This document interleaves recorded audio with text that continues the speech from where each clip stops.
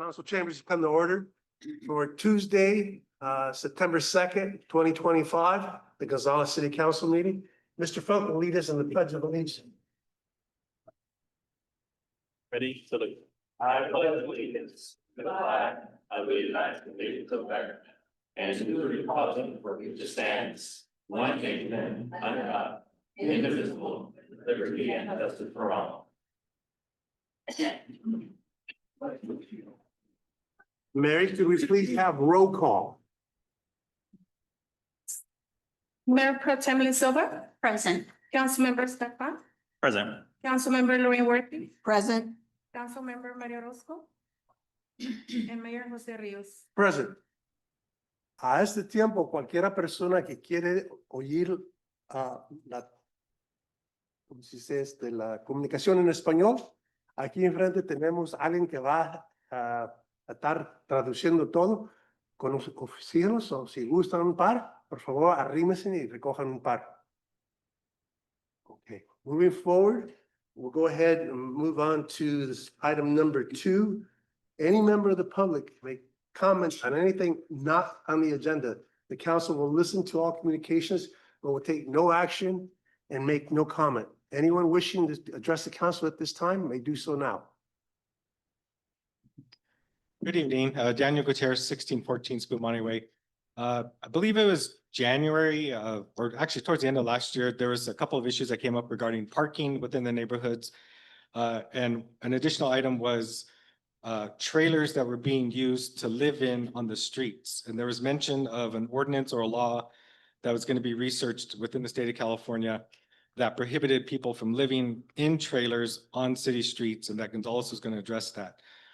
There's a particular trailer that is still being lived in on Chiante Way in Gonzales. They've been there for probably 3 years. It's been brought to the council's attention before. So I was wondering if at some point in the near future, we can get an update as to where the city is as far as looking into those codes and ordinances. Thanks. Thank you. Anyone else? I don't see anybody. Okay. Estela, do we have anyone via Zoom? No one via Zoom. Thank you. Mary, any comments via email? No comments via email. Okay. Moving on to the consent agenda, we do have an item to add, and I will need a vote on it. There is a lease agreement before you that will become item number 10, and then the preceding items will follow in order, will be 11, 12, 13, and 14. So if you've had an opportunity to review that, it's been placed in front of your diocese. I'll need a motion to amend the consent agenda and add that item. Mr. Mayor, and I just wanted to add, so in order for us to add the item to the agenda, there has to be a finding that the item arose after the agenda was posted, that there was a need to take immediate action, and staff can represent to you that both of those are met in this particular case. This did most certainly come up after the agenda was posted last week, and the prospective tenant has a need to immediately move into the facility because they the premises. So So they couldn't wait a month, and so we're willing to work with them. no. Yeah, so they Assuming really council- need to move in as soon as possible. And so, and the thought was to actually add that as item 11 after the public hearing and so forth on the facility. So you don't want it to be added under the consent agenda? What's your preference? No, I think we should add it as a business item after item 10. All righty, then so be it. Okay, then I'll go ahead and go to the consent agenda and say we have items 3 through 9. You had an opportunity to review that. I had just one question. What, I'm sorry, Mr. Mayor, we need to take a vote on adding that item to the. Oh, all right. We need a vote to add that as item, you said 11. Okay, but we need to, have we already said what it is? But we need to say, we need to add A lease agreement. the lease agreement item, as agenda item number 11. Yes. Mhm. And move 10 to, No, 12. 10 stays the same. 10 states. So Okay. actually, 11 at this time is oral communication, so we need to make. We're gonna move that out. We're gonna make that 12 and then so. All right, move that item Right. to number 11. Okay. Second, second. all those in favor, please signify by saying aye. Aye. Okay, opposed? Motion carries. All right. Moving now to the consent agenda, item if you've had an opportunity to review those items, It's, if there's anything you want to pull or discuss, you may do so at this time. I do have one question for staff. I'm sure it's a simple one that can be answered. But I'll wait for you all to tell me if you have anything you want to pull or discuss. I have a point of clarification Okay? on item number 8. That is for the rehabilitation of Alta Minor between Third and Fourth. I don't remember seeing anything in this, but I thought that money was supposed to be used for the Fourth Street rehabilitation. So this, we're including this block as part of the Fourth Street project. Okay, and I read it as many times as I could read it without getting cross-eyed. And I don't remember seeing any mention of Fourth Street in the staff report. So it's the block of Alta Minor between Third and Fourth, and I know you understand that, but. Yes, I did understand that, but Fourth Street was not mentioned in the staff report that I can recall. I read it and reread it and But it is included. Is that correct, Mr. Yeah, Downs? correct. So, second page of the, and I know that whatever, the second page of the staff report. This street section will be added to the Fourth Street reconstruction project currently be designed by Harrison Associates. okay, thank you. Of course. I must have just been skipping over it. Lots to read this weekend. And I do want to add that we did receive a letter from MST comments, basically recommending that the reconstructed lanes on Alta Minor safely accommodate transit vehicles. And yes, we're going to take that into account. I just want to acknowledge that we did receive a letter of comments from MST on this project. Thank you. That's all I have, Mr. Moore. I had one item. There was, it sounded like a cleanup of diesel spillage, $14,000. That was, in my mind, it's pretty significant. So I was just curious. Sure. So Mayor Rios Council, this was a traffic incident several months ago when a long haul truck ran into our traffic signal going northbound, from Gonzales River Road onto Alta Street and knocked over the traffic signal, and that resulted in a diesel spill. And that was, abated, cleaned up by City Public Works that night, and then we had to store that diesel, and a contractor came out a long way and took that diesel. That cost has been paid by the insurance company of that long haul truck. That was not on the city. We do seek full recovery every chance we get. Great. Thank you for that clarification. If there's no additional questions for staff, I'd like to entertain a motion for approval of that. Mr. Mayor, I move that we approve consent agenda as presented. second, I have a motion and a second. All those in favor, please signify by saying aye. Aye. Motion carries. All right, moving on to the regular agenda item. And I can honestly tell you, this has been long in coming. When I first got on council, he said that this will be coming to us in June. That was 4 years ago. So it's, I understand, the bureaucracy of city business and anything else that has to do with government moves at a snail's pace. Well, I think the snail won in this case, but we're here. We're here now. And so I will ask Mrs. Silva, our Mayor Pro Tem, to please read that item into the record. Okay. This is a public hearing regarding the Vista Lucia project. Consider approval of resolution number 2025-09, a resolution of the City Council of the City of Gonzales certifying the Vista Lucia project final environmental impact report, SCH number 202-003-9056, adoption of the Mitigation Monitoring Reporting Program, MMRP, and adoption of CEQA findings of fact and statement of overriding considerations. Next point, consider approval of resolution number 2025-10, a resolution of the City Council of the City of Gonzales approving an amendment to the Gonzales General Plan, GPA 2025-02, and approval of the Vista Lucia specific plan. Next point, introduce, waive reading, and read by title only ordinance number 2025-148, an ordinance of the City Council of the City of Gonzales approving the pre-zoning of the Vista Lucia project area to zoning districts as designated in the Vista Lucia specific plan. Next point, introduce, waive reading, and read by title only ordinance number 2025-149, an ordinance of the City Council of the City of Gonzales approving a development agreement by and between the City of Gonzales and Cielo Grande Ranch LLC relative to the development known as Vista Lucia.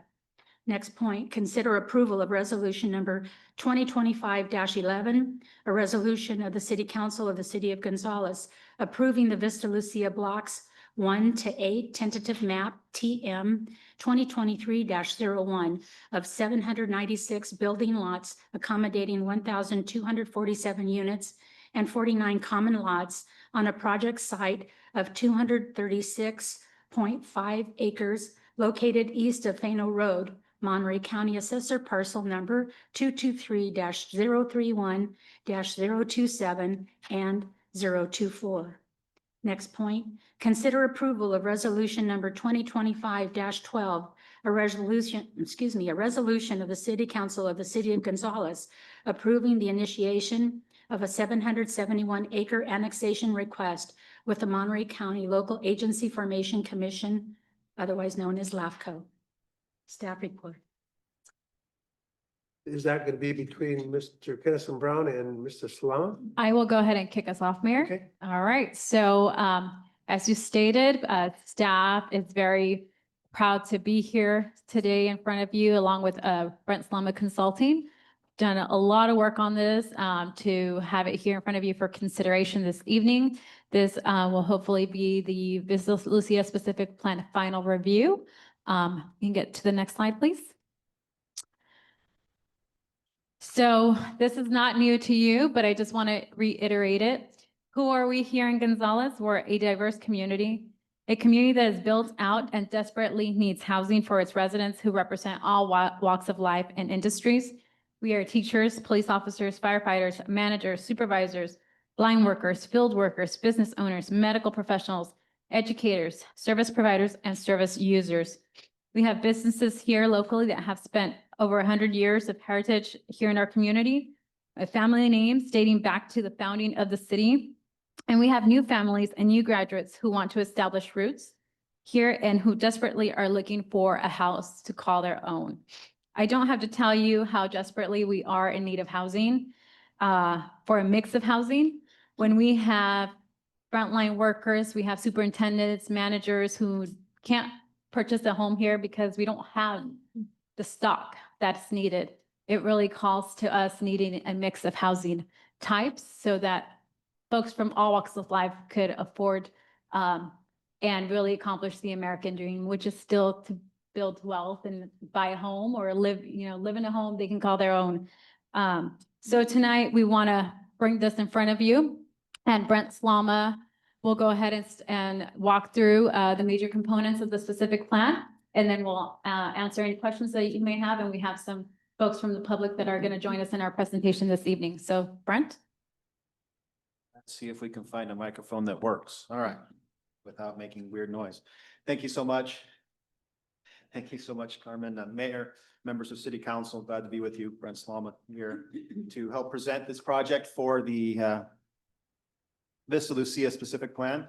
You have on your screen the format for today's hearing. We will go over the major components of the specific plan. And then there are a number of actions that the Mayor Pro Tem already read.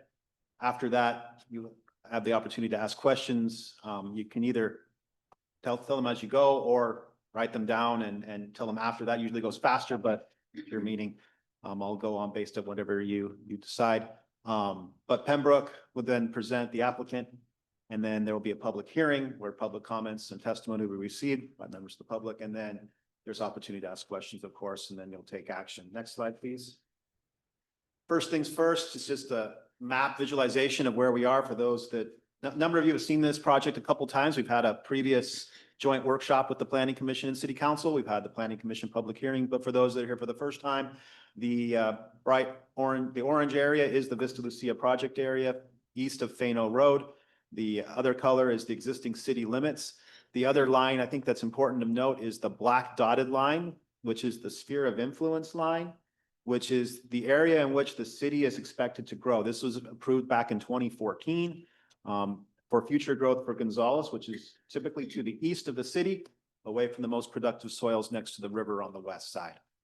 So that's the project site. Go to the next slide, please. Project's been anticipated for a long time within the general plan since general plan was adopted in 2010. It talked about the 2014 sphere of influence. It's 771 acres on the eastern side of the city.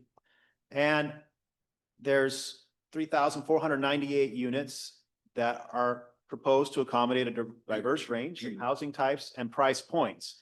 So those price points include single family homes, market rate homes, 2 apartments, 2 affordable units, and things in between, such as townhomes, small lot homes in higher density, so that there's a price point for everybody that's looking to purchase and or rent either affordable housing or market rate apartments.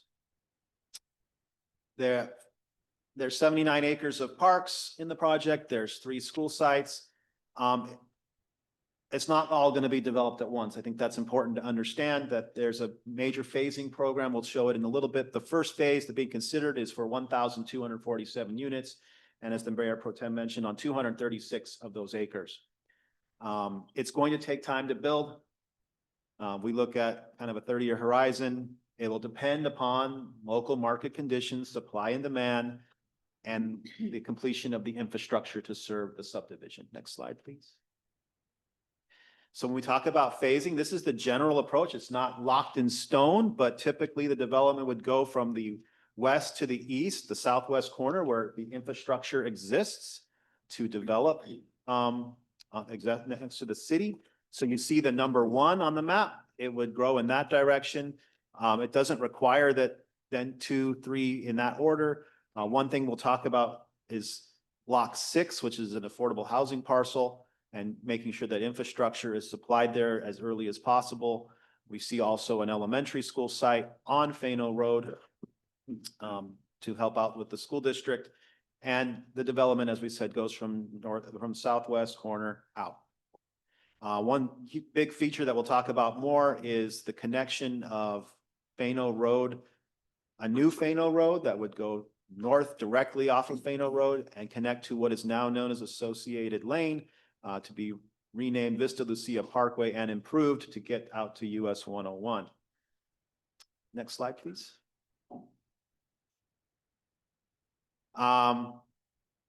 There were some, Tavin reminds me, some small commercial areas back there. You can go back to the last slide just so that we can mention it.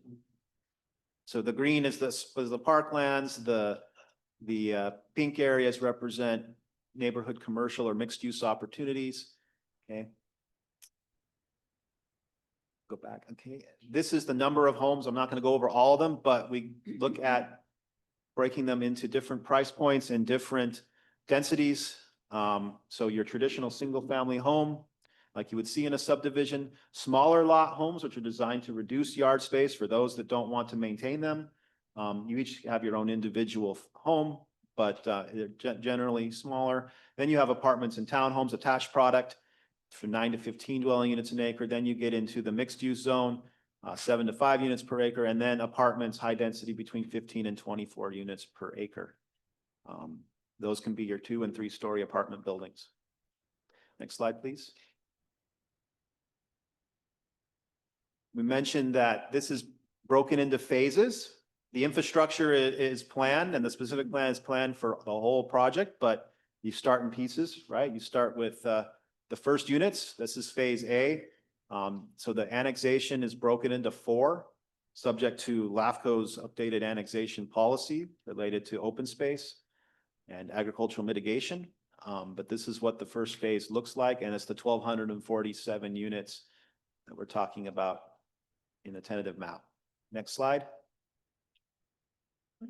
One of the things that's been emphasized here in this project is multiple housing types. And the developer can talk more to that later, but making sure that it's not one size fits all for everybody and one just sprawling subdivision.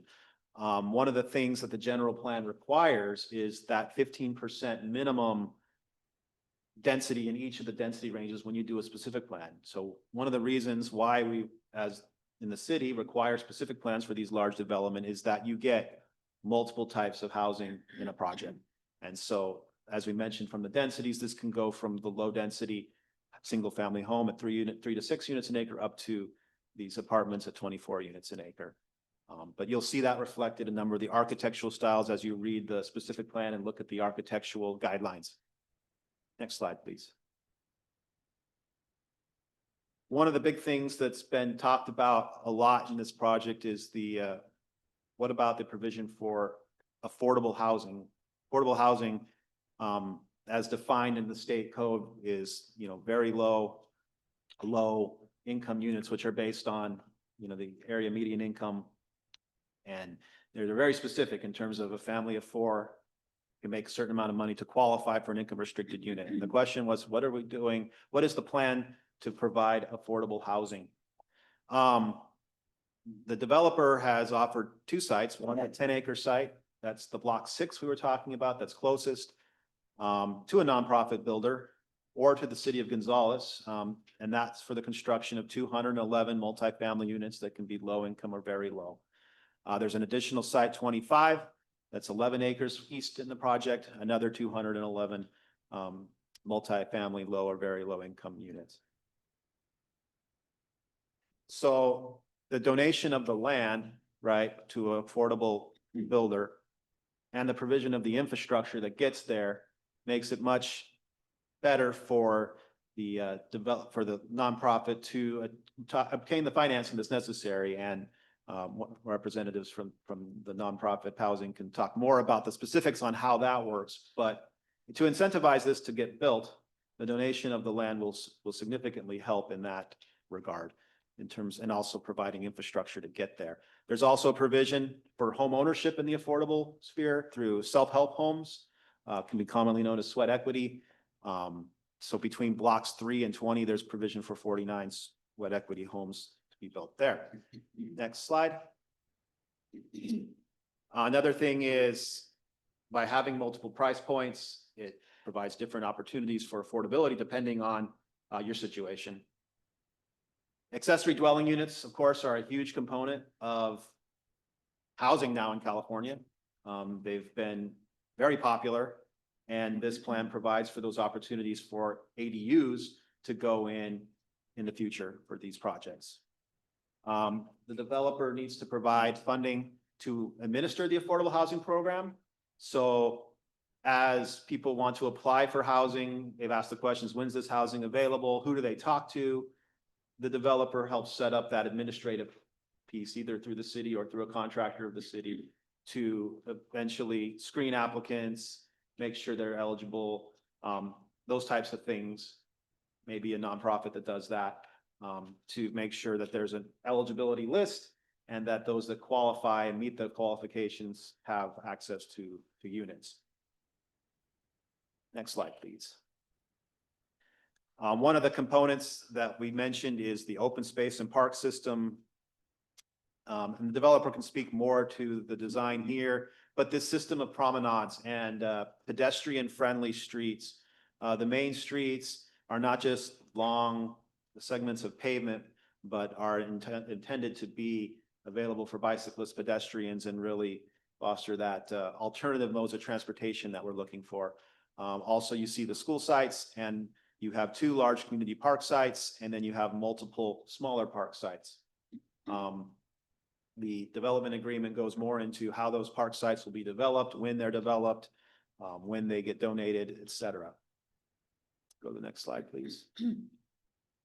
This is the circulation network. So you see the major backbone grid of the project, the spine, and then the individual roads that go into the subdivisions will go into those wide areas. But this is your main grid. Of course, one of the things that has been expressed multiple times is the concern about traffic and how traffic is going to get in and out of the city of Gonzales. And one of the things is making sure that we reduce or lessen to the extent we can the impacts on the Fifth Street Bridge. Before the first house is built, there will need to be the connection to Fano Road and the connection out to Vista Lucia Parkway or to US 101 on a road that will be improved that can handle that type of traffic. That will get a lot more of the traffic to go north. And so as the city grows, there will be the traffic on Fifth, and eventually Harold Parkway will extend down to Gloria Road as well, which will help circulation on the east side of the freeway. Next slide, please. This is what I talked about, one of those promenade streets. So it has these medians, bike paths, trees. They vary, but this is something I know that the developer can speak more to should they wish, or if you have questions about them. But definitely the goal is to have people separated from cars and bicycles as well, not having to use, to the extent possible, not having to use the actual travel lane. Next slide. I know we're covering a lot of information. Specific plan goes over a lot. It's a good sized document. Hopefully got a chance for the public to look at it, but it goes over the development standards. So specifics, what's allowed, the size of the setbacks to homes. So you see some of these examples for medium density. And we talked about reduced yard space in some of these. Some of them you see you have one-car garages, smaller units, trying multiple different housing opportunities here. On the right side of the screen, you see a medium density, high attached product, right? So different living opportunities, different price points, different options. Next slide, please. Following on, this shows low density detached. These are the type of things, the development standards are the rules that guide the neighborhood development.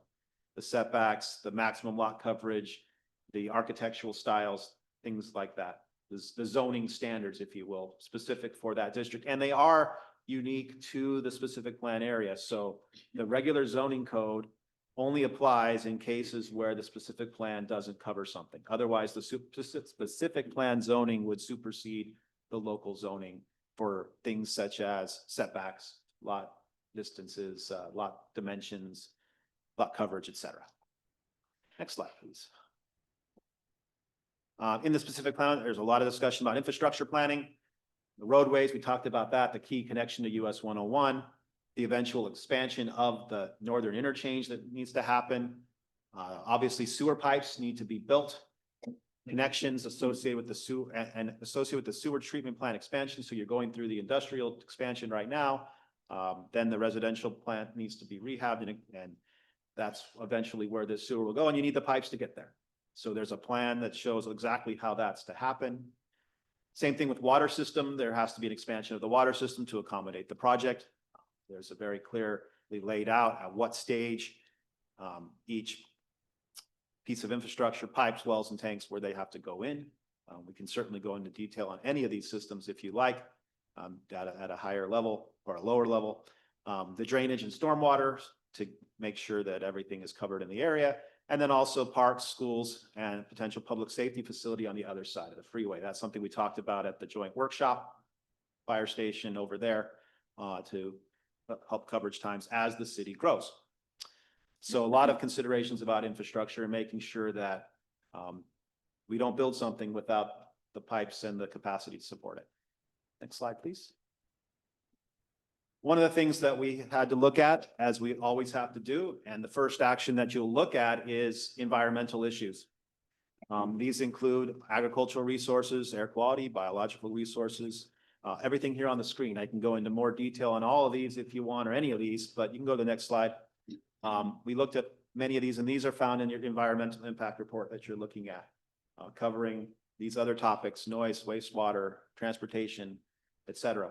Go on. What I do want to point more attention to is after we issued out the environmental impact report, we did receive comments from these entities: LAFCO, Monterey County itself, Caltrans, Toxic Substance Control, Department of Fish and Wildlife, Land Watch in Monterey County. And we can go over any of those, any or more of those comments in detail should you wish that came from those groups. Yes. And we did receive a number of public comments, specifically on the dais here from Landwatch, Monterey Convey Economic Partnership, LAFCO, in regards to different items that you should have if it wasn't included in the packet, if it came after. But one of the things we want to touch on in terms of environmental impacts, we did receive a letter just today from LAFCO in regards to the EIR. If you recall the last meeting, or the Planning Commission meeting, there was a concern about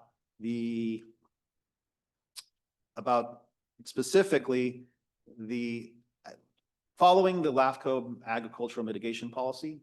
The city has an agricultural mitigation ordinance that it used in development of the EIR. The EIR was published before the LAFCO policy was completed. They're asking that the LAFCO policy be included in the EIR. That being a new document that wasn't there at the EIR, we would have to recirculate the document to do that. We feel very confident that the applicant has agreed to use the LAFCO policy. In fact, it's written in the development agreement itself. It's in your staff report. You can see that paragraph, and you can read the development agreement as well.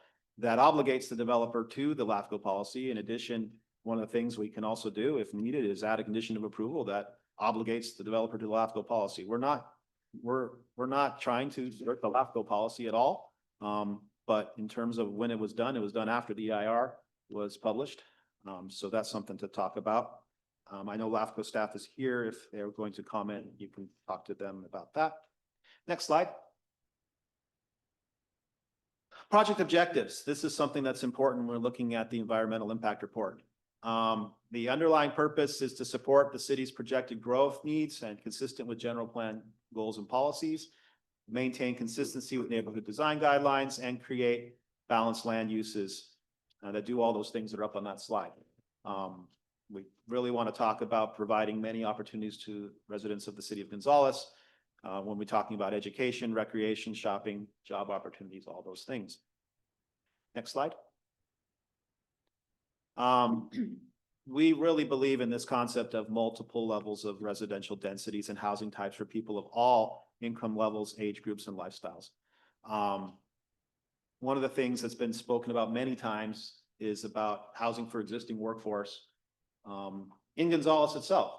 How many people want to be here but can't because there simply is no housing. And so the other part of that is making sure you spread out opportunities so that you don't concentrate housing, low-income housing, or higher income housing in one specific area, but that you mix up the blocks. That's something that I think that we've been striving to work with the developer to do on the city side. Next page, slide. Community-centric neighborhood villages and village centers. So you see how the spine system goes into a central hub. So while it's not a downtown per se, it does create a sense of place in the neighborhood. That's the center and the focus point. Next slide. The EIR project looks at alternatives. And we'll talk about some of those. So the project has changed, evolved over a number of years. Alternative one is just no project at all, is to leave it in its existing state with agriculture. There's a reduced scale alternative. There's an increased residential density alternative. And then alternative four is a high density alternative. Right, the reduced scale project is just a smaller project, kind of along the same lines. 3 increases the densities a bit. 4 increases the densities quite a bit, where the project would be the same number of units on about 300 acres or so smaller footprint. It would require a number of high density, remove a lot of the for sale product out of it. Go to the next slide, please. And that's something that I know has been approached. You see in the correspondence that's been received multiple times, and you may hear more about today, and you can certainly ask more specific questions about those. 1,400 units at 20 units or greater per acre, and all the development on 304 acres. One of the things that we look at is the achievement of project objectives in the general plan. What we talked about, minimum 15% in each zoning category. This alternative does not do that. It reduces housing type choice by eliminating 990 ownership units. And makes things very tight and very dense as far as the city of Gonzales general plan is concerned, which is not what the general plan is looking to do. Next slide. The concept of that is to to have many high density apartment units, and reduces a number of the market rate units that are required under RENA in the city's obligation, which is 657 market rate units in the community. We can speak more about alternative four. We'll hear more about it today. But the thought, at least from the staff perspective, is it's very dense with not at the diversity of housing types that that the general plan is looking for, and certainly is not the developer's vision in terms of the project. Next slide, please. Needless to say, the city has to pay, the city doesn't not want to take on a development that costs the city a lot of money to maintain. The project needs to pay its own way without impact to its current residents. So how does that happen? In terms of the infrastructure costs, it's either provided by the developer or the collection of impact fees will pay, each house or unit pays impact fees to pay for those larger facilities that are constructed by the city. Also, there's the formation of assessment districts. Those are added on to property tax bills to fund the ongoing payment of services, lights, landscaping, and also can be public services. And then also there's additional property and sales tax that's realized by the residents that's added into the general fund as people move in and then start shopping at local stores and paying their property tax bills. Wildan has done a number of studies on that as far as what the number is required, and we can talk more about that if you're interested in that topic. As I said, we're going over a lot of material today. Next page. There's a development agreement that comes with the project. Development agreement spells out a number of terms. I hope you've had the opportunity to review that carefully. The city and the applicant have been going over this for quite some time. It covers the right for development. And being a long-term project, it's not the type of thing that, you know, oh, you have 2 years to start your project and that's it. It keeps the tentative map going for a significant time period. It cements the affordable housing obligations. It requires the payment of impact fees and those increases to the impact fees as inflation occurs. Community improvement contribution that the developer would be offering on a per lot basis. That's not something that you would pay if you went and developed a unit outside of the specific plan area. Agricultural mitigation is something that we cover that talks about following the LAFCO standard, making sure that that is addressed because you are permanently converting agricultural land. And then the timing and construction of public improvements. It talks about, for example, the first unit being built or having the road, a functional road to US 101 prior to occupancy of the first home. And then the timing as that road is widened as the project, you know, continues to grow, where 101, the interchange has to be widened, other commitments that sewer pipes, water pipes, those things be completed. Are all in that development agreement. Next slide. There's phasing that's also included in there. Dedications of land for public use, such as the school sites and the parks and drainage areas. We talked about Fano and Vista Lucia and the interchange, and then the formation of a financing district. Once again, the city has to have the resources to pay for it. The development needs to pay its own way, which comes from the assessments and property taxes and sales taxes that are generated by the project. Next slide. This is an image of the tentative map that you're looking at tonight, the blocks 1 through 8. So as you see, the rest of the project will have maps like this. They will come to you at a future time should you consider to go forward with the project, should LAFCO ultimately annex the project. But this is the first phase. The goal here is that the first phase is processed concurrent with annexation so that when the project, should the project be approved by the city and ultimately approved by LAFCO, that you have lots that you can go pursue and build. And there are a number of conditions associated with that lot. Next slide, with those lots. And those are just a few key ones up there on the screen. Obviously, you approve the tentative map, but the tentative map doesn't take effect until the annexation is through. A lot about money up there, and then also a lot that the public has spoken about, and you'll probably hear more in this public hearing today about affordable housing and the self-help units, and those were those conditions of approval come into play. Okay, next slide. And I've gone over a lot of stuff in a very short amount of time, so I'm gonna turn it over to Kevin at this point. And stop. Why don't we back it up just one slide?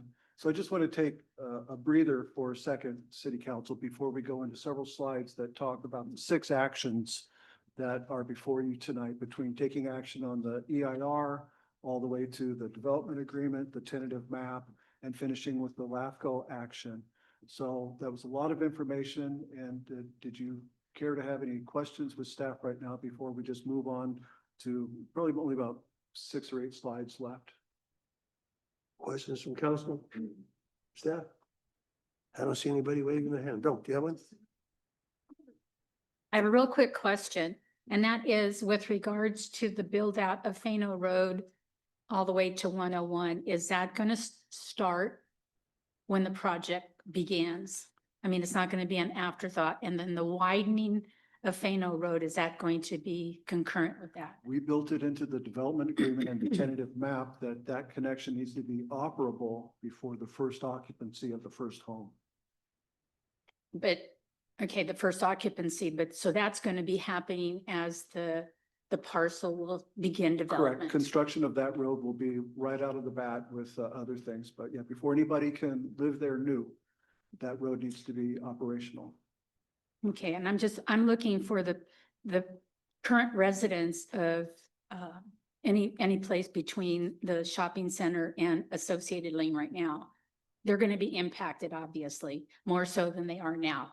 So I want to ensure that Fano Road is going to be widened enough and taken all the way to 101 before a lot of the construction begins, because of the impact that it's going to have on our current residents out there. Is that a yes? We believe it's baked into Okay. all the approvals. We've worked hard on that. Okay, thank you. Thank you. All right, with the next slides, the next 3 slides have 2 items each of the actions. There's 2 resolutions, then 2 ordinances, and following by 2 more resolutions. So we have resolutions before you with attachments at the City of Gonzales.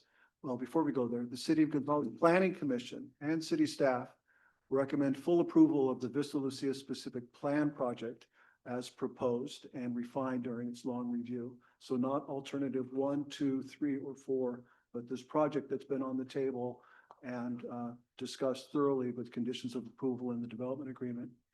And that the City Council take the associated actions about to be presented, focusing on the resolutions and ordinances necessary to move this project. Next slide. So first, we'll be asking you to take action on the resolution 2025-09, as read by Mayor Pro Tem earlier. Resolution of the City Council of the City of Gonzales certifying the Vista Lucia project final environmental impact report and adoption of the mitigation monitoring and reporting program, adoption of the CEQA findings, in fact, a statement of overriding considerations. And the next action, so that would take a motion and a vote and an action, is to adopt resolution 2025-10, resolution City Council, City of Gonzales approving an amendment to the Gonzales General Plan and approval of the Vista Lucia specific plan itself. And the next slide. Excuse me, speaks to- Gavin, quick Yes. question.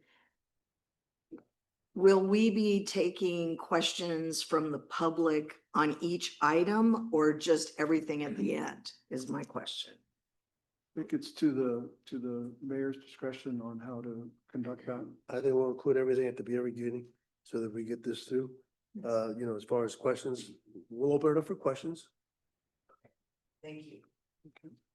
And the 2 ordinances that are on the table today, introduce, waive reading, read by title only, ordinance 25-148, which is ordinance of the City Council of the City of Gonzales approving the pre-zoning of the Vista Lucia project area to zoning districts as designated in the Vista Lucia specific plan. And if you remember that image early in the presentation with all the colors and the land uses laid out. And introduce, waive reading and read by title only ordinance number 2025-149. An ordinance of the City Council, City of Gonzales approving the development agreement by and between the City of Gonzales and Cielo Grande Ranch relative to the development known as Vista Lucia. Remember, that was all the phasing and the timing and basically the business agreement between the developer and the city. And the next slide, Stella speaks to the last two resolutions that'll be before you. Resolution 25-11, resolution City Council of City of Gonzales approving the Vista Lucia tentative map, blocks 1 through 8, tentative map 2023. And that was also kind of roughly that purple shape you saw on the screen earlier, of 796 building lots accommodating 1,247 units and 49 common lots on a project site of 236.5 acres, located east of Fano Road, Monterey County Assessor Parcels 223, 31, 27, and 24. Thank you. That's what we also called as Phase A. And lastly here, after that is adopt a resolution 2025-12, resolution of the City Council where the City of Gonzales approves the initiation of a 771 acre annexation request with the Monterey County Local Agency Formation Commission. So if we said LAFCO too quickly earlier, it's Local Agency Formation Commission. And they're the folks that we ask, draw our new city limit line around this area in the county so that we could do this whole project on all the rules and development agreements and the tentative maps that we've already presented tonight. So that the LAFCO, so folks will know what they get if they expand the city limits. So with that, let's tail with the next couple slides. And I remember when this screen about remaining actions was dozens and dozens and dozens of actions remaining. What we have here is the final, potentially the final meeting at the City Council tonight, September 2nd, before moving an application forward to LAFCO. The ordinances will need a second reading, as you're familiar with, and we can do that in about 2 weeks. But following City Council's action tonight, we expect to make a application to the Local Agency Formation Commission, lowercase o. And the next slide, please. And so following right now, we'd like to present Pembroke Development Group, who has a presentation. And Mr. Glenn Pace can either speak before, but he has a video to show that I think captures the project very well. And following that, we'll move to other persons that are engaged with the project as partners with the project. And I believe Mr. Glenn Pace also has some esteemed guests that he'd like to introduce this evening. But following that, we'll go into the public comments and open it up for questions to staff and the council action. So that concludes staff's presentation at this point. And Mr. Pace, would you like us to just start right off with the video, or would you, sorry, the council's pleasure? Pardon me? All right, please, thank you. And we can go to that video. We test drove it last week and we test drove it again this week so that we have good audio on that, so.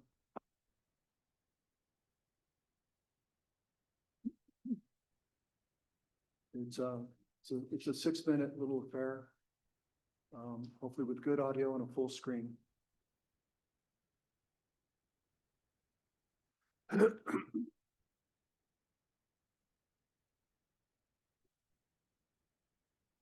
It's There's no audio.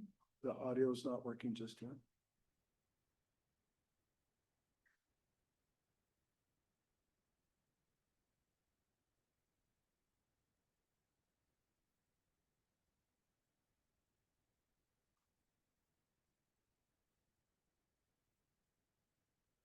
That's yeah, there we go. Hold.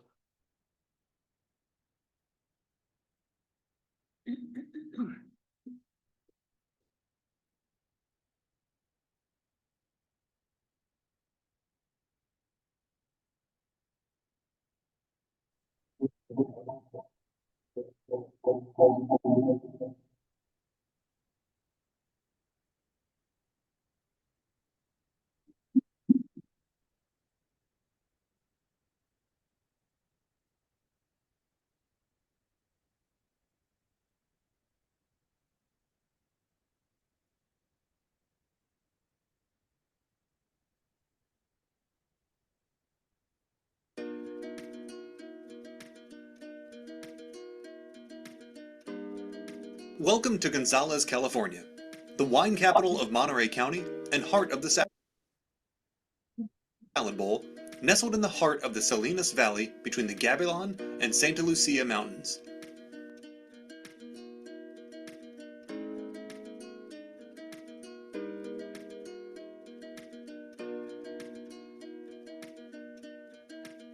The Gonzales Way is a commitment to the city's vision statement. Gonzales will continue to be a safe, clean, family-friendly community, diverse in its heritage, and committed to working collaboratively to preserve and retain its small-town charm. In 2010, recognizing the increasing need for more housing for its citizens, the city leaders conceived a general plan vision to create a long-range plan for Gonzales' future growth and guide for development, ensuring that Gonzales continues to be a friendly, sustainable agricultural town committed to families, public safety, housing, recreation, environment, and education. Located just east of Fano Road in the northeast part of town, the new Vista Lucia Community Master Plan is a response to that Gonzales vision. With almost 20 years spent in planning, Vista Lucia's time has come. Much more than a subdivision housing project, Vista Lucia is a full master planned community.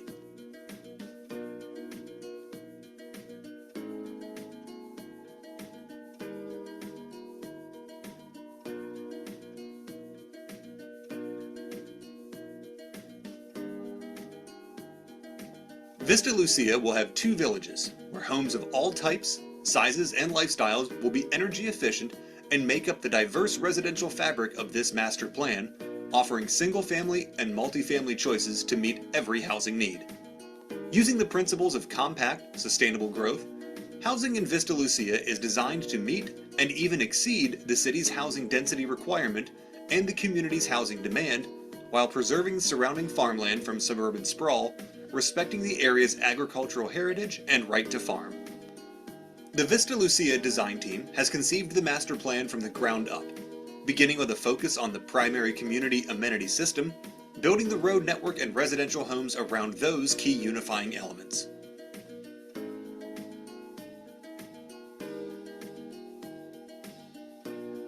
As part of the master plan, 2 new elementary school and a new middle school sites will be included, providing quality educational opportunity for all Gonzales children. As envisioned in the city's general plan, they are also designed to be community and family gathering places. 2 local retail centers, each built around a village green, will be developed to serve Vista Lucia residents, each within easy walking distance from homes in the community, cutting down on miles driven to other parts of the city, decreasing emissions, and providing increased employment. Recreation and health are a major focus of the new master plan for Vista Lucia to fulfill a key goal of the city's general plan vision, to promote an active and healthy lifestyle for residents and visitors. 2 new major community parks will be built, each of which will be twice the size of the city's current Centennial Park. In addition, 5 new neighborhood parks and 2 village greens will be strategically located within the new neighborhoods and villages.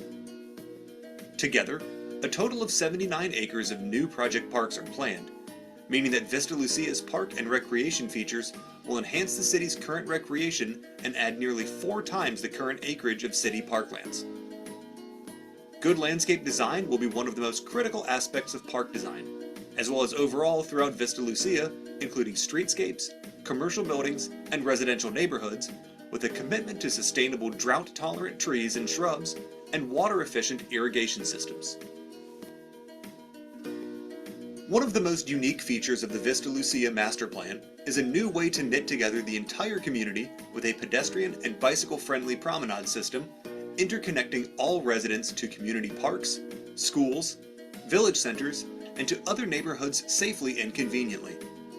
The Vista Lucia Promenade System is a network of central greenbelts designed to allow all residents and visitors to easily walk or bicycle on trails and pathways separated from main roads. Over 4 miles of broad, fully landscaped central greenbelts are like linear parks, with 10-foot multi-use trails, sitting and rest areas, gardens, plazas, and other park-like features connecting the entire community together. Homes will be built on both sides, looking out on these wide promenade greenbelts, separate from the main arterial roads, and providing a visually pleasing view and easy access to all parts of the new community. In addition, all major arterial roadways will have paved multi-use trails completely separated from the main roads, providing 3 miles of safe, enjoyable walking and biking along main roads throughout Vista Lucia and beyond. Together with the promenades, Vista Lucia will offer over 7 miles of trail connections throughout villages 1 and 2, a level of pedestrian and bicycle connectivity never seen before in Monterey County. In keeping with the city's master transportation plan and general plan transportation element, Vista Lucia will provide new roads that efficiently interconnect both within and between neighborhoods and will move traffic smoothly through the community for easy access to outside destinations. This includes direct connections northward to the Highway 101 interchange, relieving traffic congestion in the center of town at 5th Street. Yes, welcome to Gonzales, California, the wine capital of Monterey County and heart of the Salad Bowl, a city to be proud of, and it's about to become an even better place to live, work, play, visit, and raise a family, making the Vista Lucia Master Plan project the best new idea in Monterey County.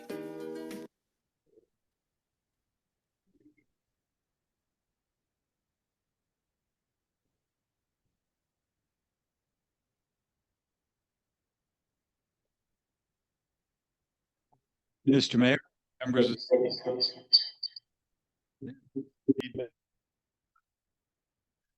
Can you hear me okay? I think we're having some problems.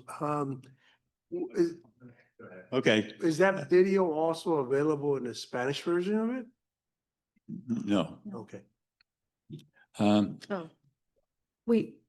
We have headphones available for translation, is that correct?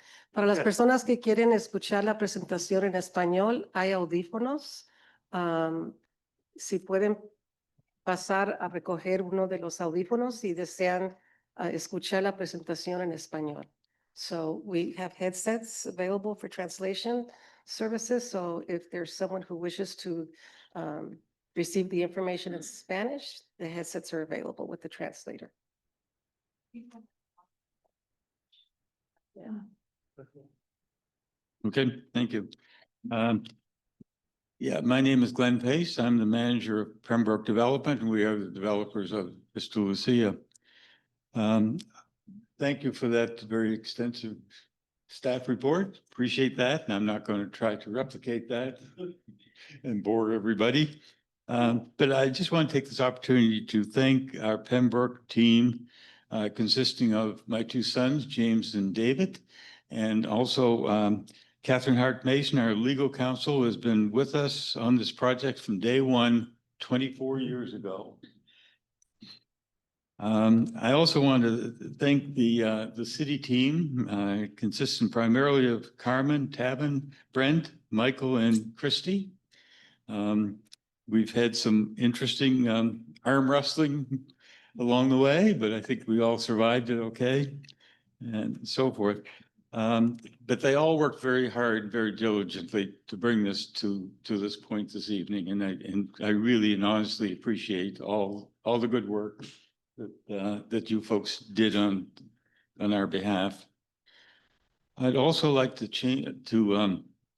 thank the Gonzales community in general that many years ago recognized the need for housing and for their support over that time and their patience over that time, waiting to get to this point. And it's been a long voyage, but hopefully we're there.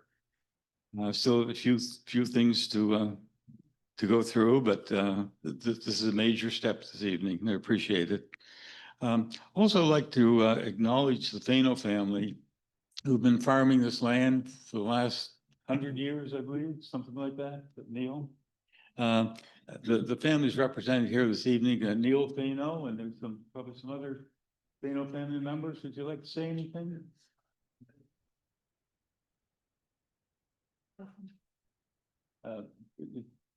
No, you don't want to say anything? No, okay.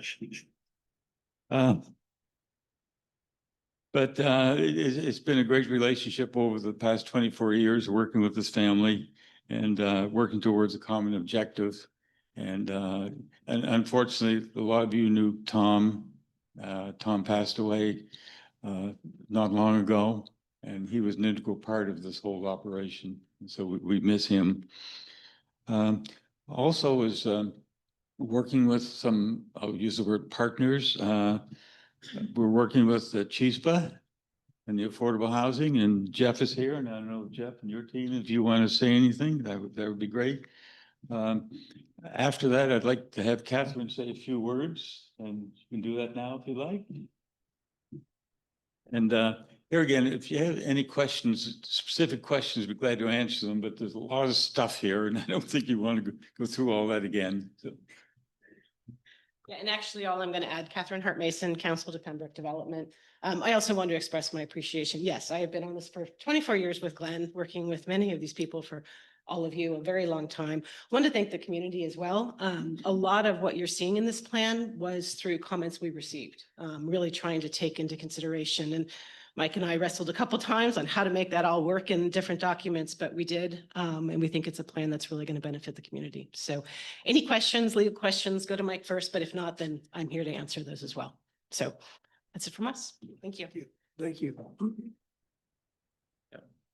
So hello, everyone. I'm Jeff Morgan, the president of CHISPA, and we're newcomers to the process, but not to the community. So we built back in 2005 Canyon Creek, so a community of 46 multifamily units.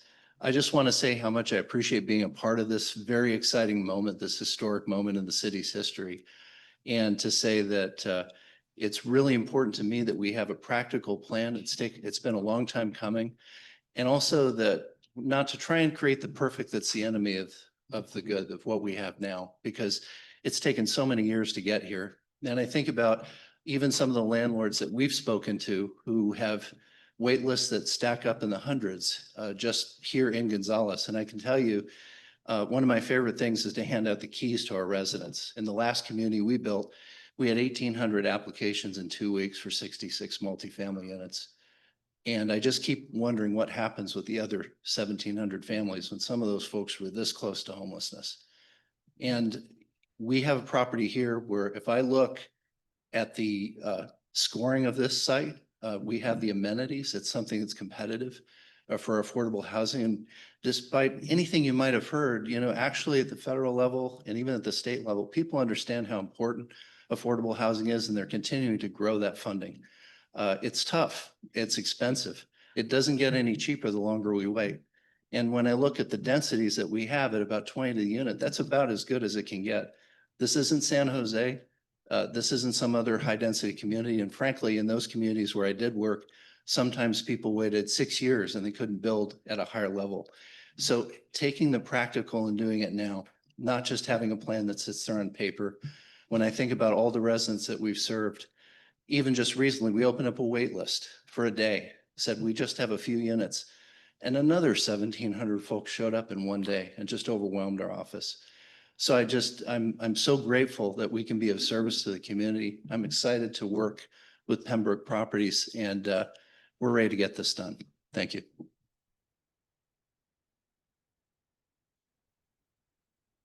Is there anyone else that? Are you done? Yeah. Okay. Questions along the way. I don't see anybody No. waving their arms. So specific. not a specific question. Okay, yes, you may make a comment. As Glenn mentioned, this has been a long time coming. I used to have dark brown hair. So it's been a long time. So I welcome you guys. All right, I'm gonna go ahead and open this up to the public. The public will have up to 2 minutes to comment on this item. I will ask that you keep your comments brief and to the point. And if you've it's already been said. I'd appreciate if you don't repeat what's already, whether you're in agreement or disagreement. If it's already been said, look, I got these huge ears. I can definitely hear it. I know the rest of the council can too. So please be brief and to the point. Yes.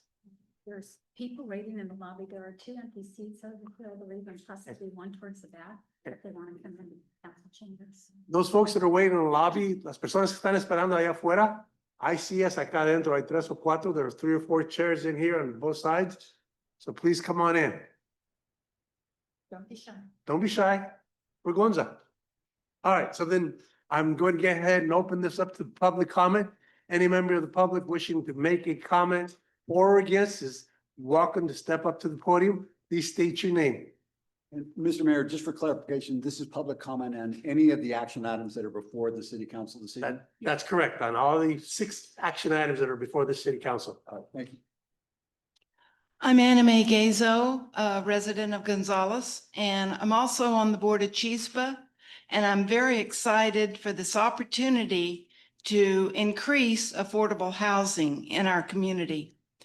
I'm very excited that it's a walkable community. That is so important.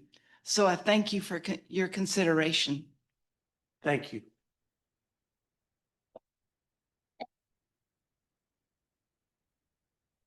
I'm Laura Davis, Deputy Director of Landwatch Monterey County. As you know, we've been following this project for several years. Our consistent objective has been to move the project away from providing expensive, large lot traditional subdivision units, affordable only to a small fraction of Gonzales's citizens, and to commuters to the peninsula and Silicon Valley. We think it makes much more sense to build housing affordable to those who live and work in Gonzales. This requires higher densities, more multifamily units, and smaller lots.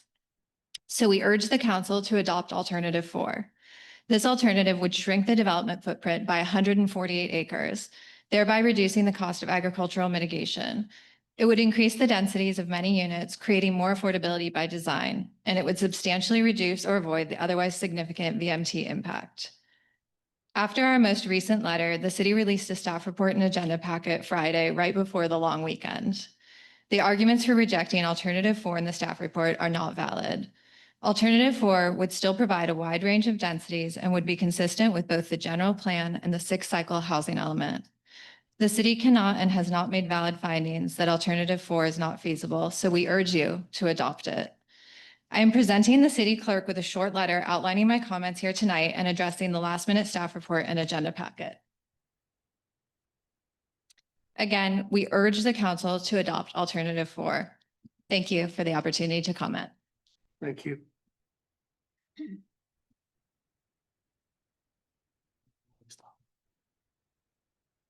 I prepared a super short speech.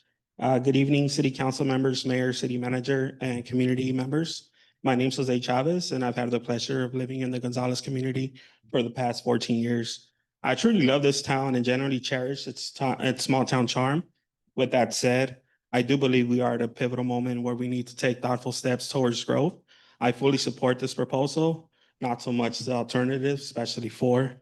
I recognize the unique challenges the city like ours face, especially in terms of infrastructure. I work in local government myself, but I feel that these challenges are a part of the process. Nonetheless, I believe it's essential that we focus on increasing housing in our community. I know this won't happen overnight, but I trust that our local leaders will take the right steps for the future growth of the Gonzales community. And the last thing I have is Brent, great presentation. As a community member, you kept me engaged the whole presentation, so thank you. Thank you. Hi, my name is Monica Rico. I'm a community member and I'm also a community advocate, especially for our non-English speakers. One of the reasons that I wanted to come in, I didn't prepare anything, but of course I had to speak. I wanted to, we have a lot of our community members that really want and really need the housing. As you heard earlier, when they made public comments, we have people living in trailers. So that means that we need housing, period. That's not anything else. It's just we need the housing. We also have, we're sending our kids out to universities. We're sending them to college. We're sending them to vocational schools, and they're not coming back because there's no place for them to live. there is no place for them to create a family. Our schools are losing teachers because of the commute. We have teachers coming from Gilroy. They only come for a year and then they leave. Why? Because there's nowhere for them to, they can't get anything here. We have families living in apartment complex in apartments. We have 2 families in a 2-bedroom apartment all over town because we have no housing. We are desperate. We're in desperate need of housing here in town. This has been going on for so long. The cities around us are growing. Soledad's growing, Greenfield's growing, everybody is growing. Except us. We've been stuck here for so many years. And I think it's time that the city council, LAFCO, comes together and do this for our community. We really need this. We need our graduates to come back and give back to the community that they grew up in. So thank you. Anybody, alguna persona en español que quiera decir algo sobre las casas, que no quiere hablar? Señora, ándale, venga, señora. Vengan. Alguien que quiera hablar que no esté en español, ahorita es el momento para que hablen en apoyo o contra las casas. Thank you. Thank you.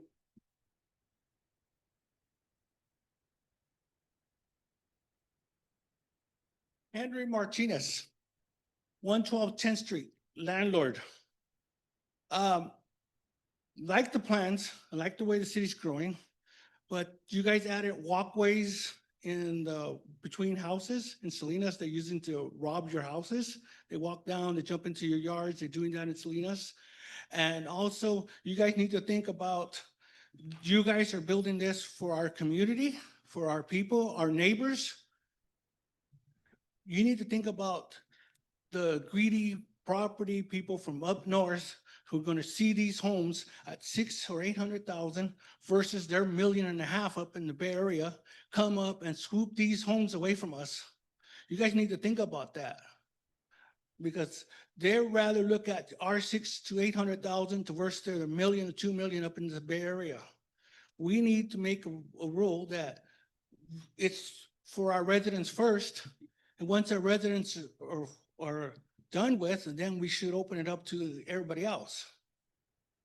You know, and then we need to make sure we get landlords, make sure they're accountable if they're not going to be absentee landlords.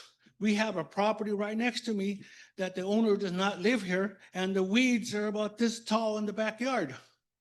And our fireman tries and tries to get that landlord to cut the weeds. So we need to make sure we have rules for the new houses. The absentee landlords are not going to be welcome. And then we really don't want the Bay Area people to come and swoop up these homes and eliminate these homes for these people. These people need homes.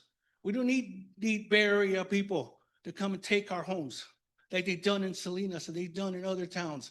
They buy the properties because it's cheaper over here. That's all I want to say. Thank you.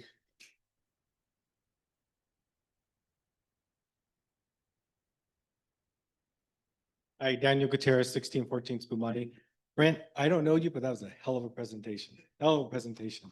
My opinion is the 5 of you were elected by the residents of this town, not by outside influences. I got this flyer from, I won't say who. It's a lot of garbage. There's a lot of stuff on here that is not accurate. This is propaganda that they're trying to scare our residents with. You know, this comment that half residents in Gonzales make 76,000. That is not true. Most people I know that I live around make far more than that. The person that got this makes 3 times that amount. They don't know the people who live in this town. I'd like to know who they surveyed to get that information. Was it possibly the retired people that live on the west side of town for the most part that have limited income? Because it wasn't the people on the east side, that's for sure. As far as people coming in from the Bay Area to come down here to live, they want amenities. They want convenience. Gonzales is a small town. They're not going to get the things here that they're looking for up there. They're not going to come into town. I've lived here since 1997. I know very few people that have moved from the high dollar areas down to this area to live and want to drive 1.5 to 2 hours one way to work. As far as commuters taking your jobs, They're commuters, they're work somewhere else. They're not gonna take a job here in Gonzales. So I'm not worried about that. But again, you guys were elected by people who live in Gonzales. Don't let outside influencers try to influence your decision. Option 4 to me is a bunch of garbage, just like this flyer. Listen to the residents who elected you and go with what they want. Thanks. Thank you.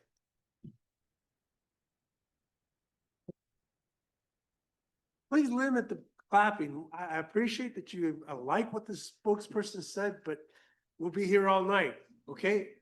Save it. After the end of this, you are more than welcome to get up and clap away. Now, let's just get all the comments in first, please. All right, next person. Paul Miller, Merlo Way, resident here in Gonzales. I will name them. Land Watch put out that flyer. They want us to have unreasonable amount of low-income housing. They're really concerned about, let's hope they do the same thing on the peninsula where the people that live here have to work. I don't see them screaming for high-density housing up there. In fact, they try to kill every project that exists up there. The reality of it is, as Mr. Gutierrez said, this is a Gonzales issue, okay? It's not an issue for an organization that's packed with people from the peninsula that wants to come down here and tell us how we're supposed to live, okay?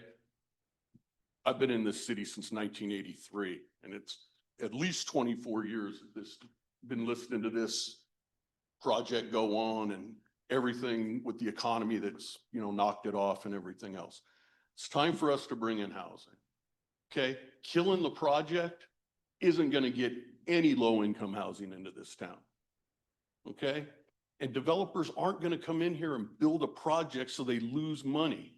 It just doesn't happen. No one does business like that. That is the reality of what we live in.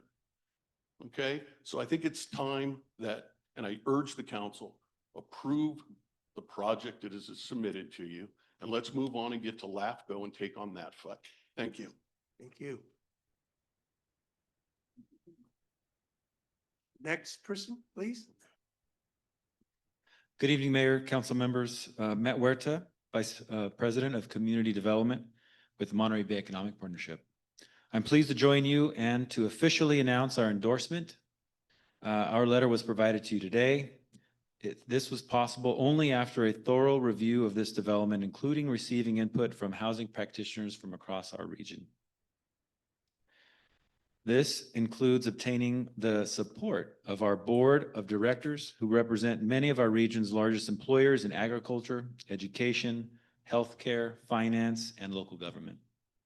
This development is in alignment with our Housing for All initiative by proposing nearly 3,500 homes that reflect a wide variety of housing options. We offered many recommendations to improve the chances that the affordable housing by design and the deed restricted homes will actually happen.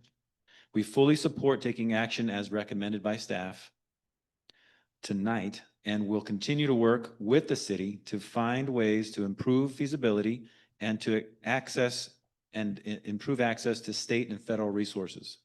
We are pleased to learn that Chispa, which is also an MBEP member, was selected as a partner. This dramatically helps to improve the feasibility of creating the affordable multifamily housing in pace with the market rate homes and other amenities. Thank you for your leadership. Thank you.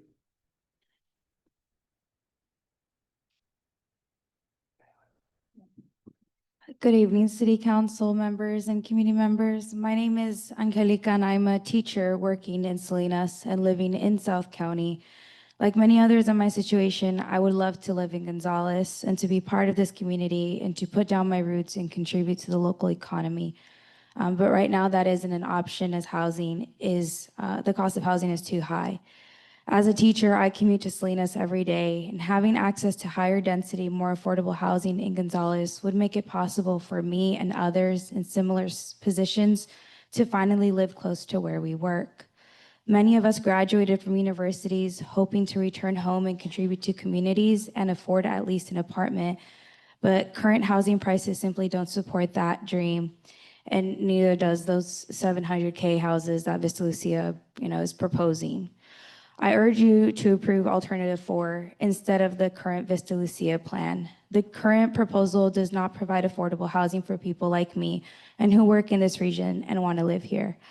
And just keep in mind, this isn't killing the project. This is suggesting an alternative. Alternative 4 is a better solution because it addresses the key issues of affordability and the local workforce housing. It offers a more balanced approach to housing development and ensures that the needs of the local community are met. It increases density in the right areas, creating more housing opportunities at lower prices, and it guarantees, it's not just a possibility, it will guarantee 525 affordable units.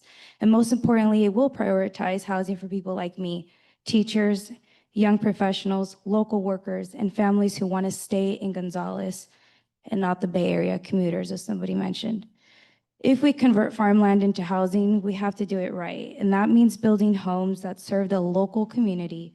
We need homes that foster a sense of community and belonging. And Gonzales has an opportunity to make a real difference, but thank you.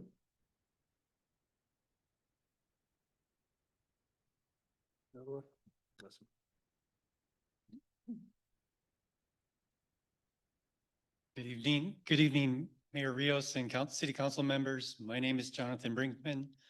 I'm an analyst with LAFCO of Monterey County. I'm here on behalf of LAFCO to comment on this item. Our letter was provided to you earlier today. LAFCO appreciates the opportunity to participate in the CEQA process for this project. However, we must reiterate a key concern regarding the final environmental impact report. While the city's development agreement states that the project will follow LAFCO's agricultural mitigation guidelines, which were adopted in February 2024, the final EIR does not reflect this. On March 10th, 2025, the Planning Commission approved a recommendation to revise the EIR by errata to use LAFCO's ag mitigation guidelines as the basis for ag mitigation in the EIR, instead of the city's farmland preservation ordinance. However, the final EIR still references the city's ordinance as the mitigation standard. If the council certifies the EIR in its current form, LAFCO will be unable to rely on it as a responsible agency under CEQA. This could delay the annexation process and increase costs. We recommend deferring EIR certification until this revision is made. Additionally, Exhibit G, the developer's memo regarding agricultural conservation easements, does not demonstrate a good faith effort to secure easements. It appears there was only a preliminary inquiry with the Big Sur Land Trust nearly a year ago with no follow-up or confirmation of interest. There is also no justification provided for the $10,000 per acre offer price for ag conservation easements. Thank you for your time. We look forward to continued collaboration with the city of Gonzales. Thank you.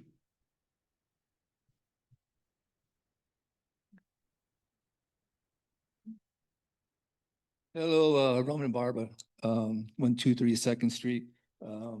You know, everybody here was elected to listen to everybody out here, so we all got 2 minutes to speak, no matter what we say, or if anybody claps, or whatever.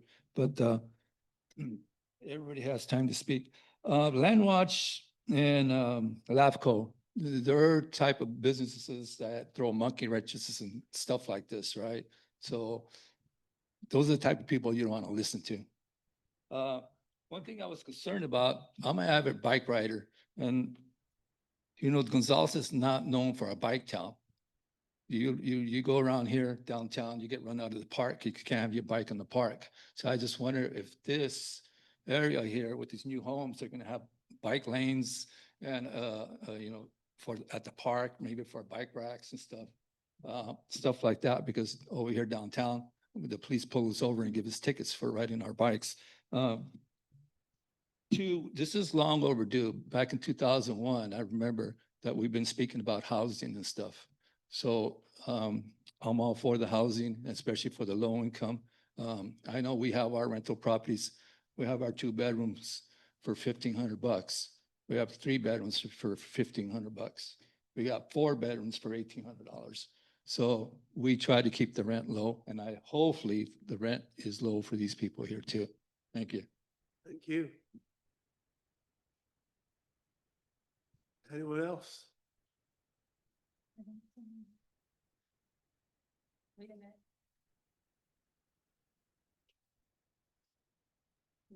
Louis?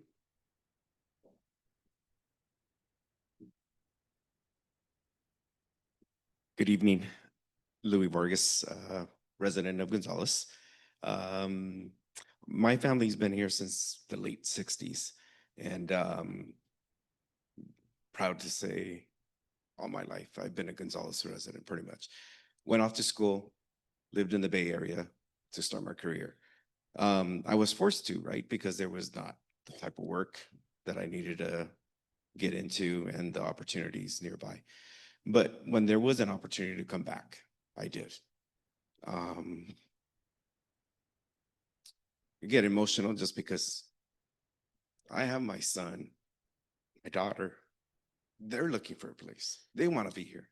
I know that some of you have the same issues with our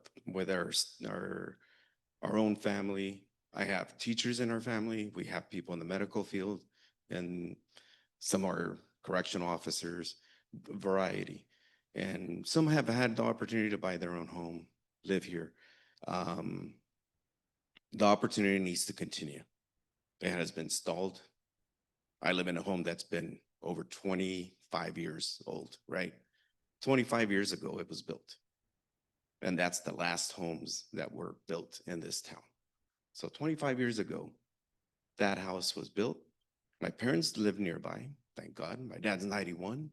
Still doing his yard work, taking his walks there in his little neighborhood. I want to be able to see that with our children and their children. So please support this as presented. Brett, great job as always. Tavin, staff, what you presented tonight, I'm in full support. Thank you very much. Thank you.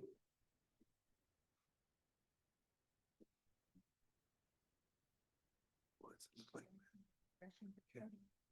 All right, last call. Anyone wishing to comment on this item may do so at this time. All right, seeing none coming up to the podium, I'll go ahead and ask Stella, do we have any comments via Zoom? Yes, we'll start with Adam.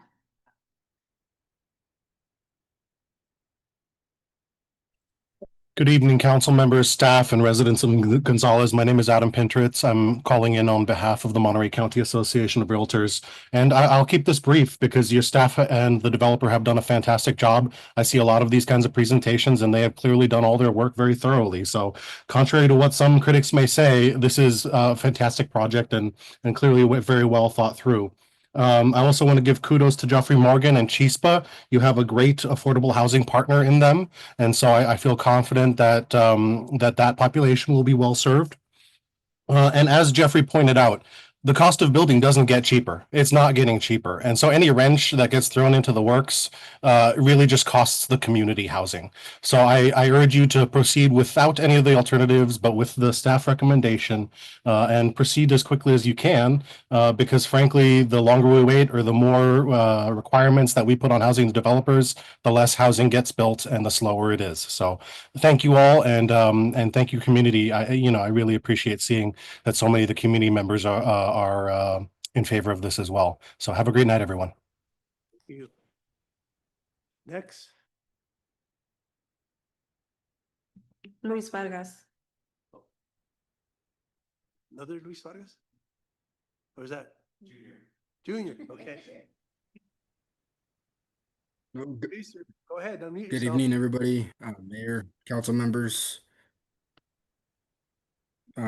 Just want to say that I am for the original plan. Alternative 4 does not seem to be the best choice and is more driven towards the outcomes of LAFCO and other outside associations that have other interests in mind and are not a part of this community.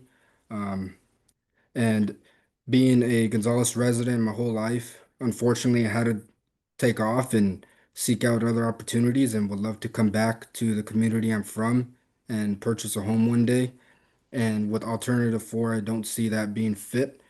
I also want to mention that alternative four and all these other ones are only in favor of these organizations and actually don't impact our communities in a positive way. This will actually decrease our tax revenue from property taxes and not provide the right resources that the community needs in the future. And the increase of affordable housing also limits the development interests of others and other corporations that would like to come in, as this is a construction project, and like mentioned before, construction costs don't go any lower. And I'm in the industry myself and see this every day. So just want to say, stick to the original plan and don't let other influences get to your head. And the cost of living should be affordable but reasonable. Thank you. Thank you. Next speaker.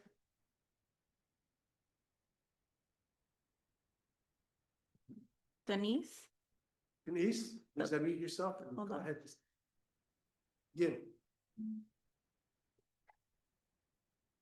Denise. We lost them. You lost her. Wait, hold on. Hello? Yes, go ahead.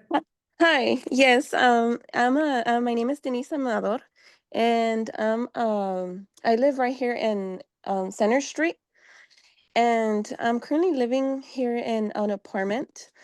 I live actually near the mayor, Rios. And right now, I have my two kiddos here. I lived here all my life. My grandma lives here. My mom lives here. My mother-in-law lives here. We've been here for almost 70 years. And my family's only getting bigger, and we don't have anywhere to buy a home. My husband actually has a good paying job, and we don't even afford to live here. He wins over 100,000 a year, and we can't buy a home here. And even if we would have the funds to buy them, there's no homes. And it's like, I don't know, we're kind of lost at this point. We're kind of looking into buying a home in King City. Us, I'm a third generation here already, and we're looking at moving out of Gonzales because we can't afford it to live here. So we're kind of frustrated at this point because I feel so bad. My mom came to Fairview here. I came to Gloria Middle School, Fairview High School, and it's like it's so sad that my son is having to move schools because there's no housing, and even if there would be, how you guys are trying to have homes here, we can't afford it. So it's so sad to have to move away, definitely. Thank you. I just wanted to share that with you guys because it's heartbreaking that I have to move my family away from a very peaceful city, and I really love Gonzales, and moving to King City where it's just unknown, it really hurts. Thank you. I hope you're patient. Thank you, guys. Estella, any other ones? No one else. No one else? Okay, thank you. Mary, any comments via email? There are no comments via email. Thank you very much. I will go ahead and close the public comment period and bring it back for council discussion. Any comments from council that you'd like to make? I'll start with Lorraine on my right side here. Well, first of all, I want to thank everyone for coming and giving your public comment tonight because it was really enlightening to me. I have been aware of this project. I've lived here since the early 90s. So I have been aware of this project since then.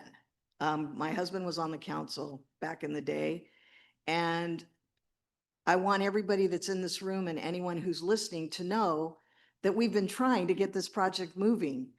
This has been a labor of love from all of us because we know how hard it is right now for people not to have a home, and we want people to have a home. So I appreciate all of your comments. For those of you who have sent letters telling us what we should do, I reiterate what some of the public comments are. You don't live here. We live here. This is our community. We know what we want here. So That's all I have to say. Thank you to everyone, and I look forward to the decisions that we make tonight. Thank you. Ms. Silva. I too appreciate everyone's attendance tonight and previously when we've heard about this project over the last 17 years that I've been on council, but I know Mr. Pace has been here for many, many other years prior to that. I appreciate their patience, as well as the Fano family's patience and perseverance with this project. I don't want to repeat what Lorraine said, but I too am of the belief, I've been here my entire life, well, since about 1960, but so I consider myself a local. And I see the frustration of a lot of our young professionals, young people who want to come back and raise their families here where they grew up, because it is a safe town. And I know sometimes people say, yeah, but everybody knows what they're doing, but kind of it's in a good way. It's hard to tell people we don't have houses available in Gonzales, but that's the bottom line truth. And everybody knows that if and when, and I'm sure it'll be soon, this gets approved, it's not going to happen next week or next month. It's going to take a long time to get us there, to get us to that groundbreaking ceremony. So again, I would like to ask everybody for your continued patience as we get through that process as well. Be engaged, come to these meetings. Without your input, I mean, this is the most people I've ever seen in this council chambers in the last 17 years is tonight. And to me, that's sad because we decide a lot of things that affect all of our residents. And without your input, we have to do what we think is the best for everybody. It's not just for me, and it's not just for the mayor, and it's not just for this person or that person. It's for all of you. I mean, that's how I feel. It's like, well, what do I want? Well, you talk to people. I'm glad you're all talking to one another.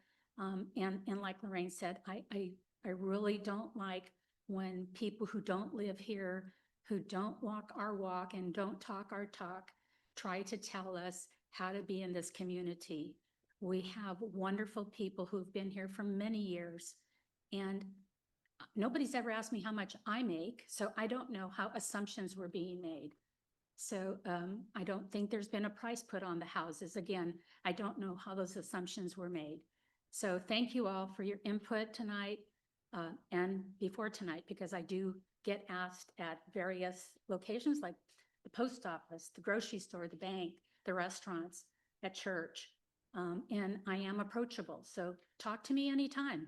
If you have a question and you don't want to come up to that podium, I know some people don't like to speak in front of everybody, but this is our town. We need to hear from you. Thank you all for your input and for your presence here tonight. Mr. Funk. Thank you, Mr. Mayor. Likewise, I want to reiterate, the thanks and gratitude for everyone coming out tonight and giving your feedback. I probably talked to as many people that are in here tonight than, over the last few weeks about, about this very topic. Not either approaching myself or, and myself, even inquiring folks who, who've been, in the past public about housing, either for or against, and overwhelmingly our community is showing strong support for a wide mix of housing. I think we heard here tonight, examples of people wanting to return, and yes, and my sons are now young adults and they're starting professions, and yes, and they're looking for a mix of housing. They're looking for market rate homes and so forth. And it's, I think, like everybody here, we know dozens and dozens of persons who've looked to move back to Gonzales or to Gonzales over the last decade plus, and we just don't have we don't have the space, right? We don't have the rooftops for people to move into. So this and like Councilmember Silva, I was part of the Citizens Advisory Committee, but for the general plan back in, was it 05, 06, prior to starting on the council, and and it was a myself being a new person to Gonzales, I've only lived here since '99. My wife grew up here, but I'm happy to say my boys, were raised and went through all the local schools and so forth, and so I do consider myself a local now. But that said, we have huge opportunity to do some great things here. And this has been, there's been a lot of roadblocks. There's been a lot of opportunities here. This project's been up and down over a number of years. I appreciate Mr. Pace and Sons and the organization, sticking with it, the Fano family. And I appreciate the Fano family for sticking with this project over the years. And, and here we are, we're at the cusp of something great. Yep, I've received the feedback from folks out of town. I've had the opportunity to meet with persons, over the last several years, and to hear the premise that outsiders believe that Gonzales should maintain its socioeconomic footprint, is crap, and the audacity that we should, increase the impact there is frustrating. Why shouldn't our local community have opportunities for growth? Why shouldn't we have the opportunity to grow within our community? And now that's the opportunity we're at tonight. So again, I appreciate everyone coming out tonight. I appreciate the feedback. And I appreciate the support throughout the community. And I hope tonight we're able to do what the community has noted, has put us here to do. Thank you, Mr. Mayor. Thank you. Ms. Orozco. Thank you. First, I'd like to thank the staff and our consultants for a great presentation today and a great report. And I also would like to say that Glenn, 24 years working on this project, I remember early on you would come in and report and present yourself at our meetings, and your son, I think, was in high school. And so thank you for sticking it out. But as my colleagues have said, this is a project that's been in the works for many, many years. And we do need housing. We need housing for all. When I recall when Canyon Creek was built, folks would say and would have made comments about, oh, outsiders are going to come and they're the ones that are going to be able to afford and to buy these homes. And how wrong were they? Because many of the families who owned homes in Gonzales, basically just upgraded and moved into Canyon Creek. And many of those residents that are my neighbors are all from Gonzales. So I just, that's just really mind-boggling to think that people are going to be coming from the outside, and maybe they will. We can't discriminate as to who moves and buys homes in our community. So I do want to echo what Monica said, that we do have families who are living in very substandard housing conditions. And my hope is that once more housing is built, that those homes and apartments will be vacated and those individuals can move in. So very much in support of this project. And thank you again for all the comments that we received tonight. All right, to close things up, I just want to say a few known facts. So since 2005, I believe, is the date that more or less the last single family home was built. That was 20 plus years ago.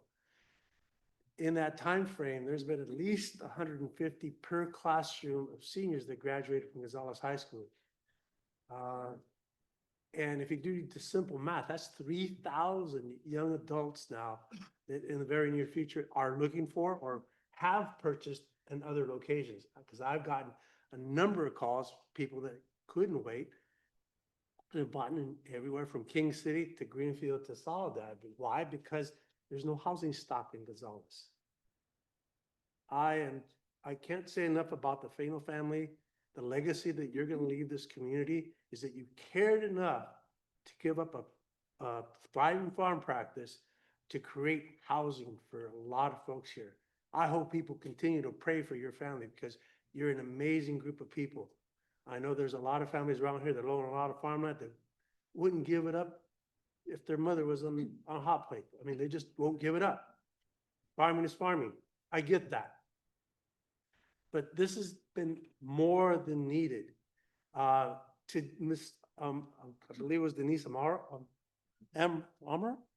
anyway, Denise, be patient.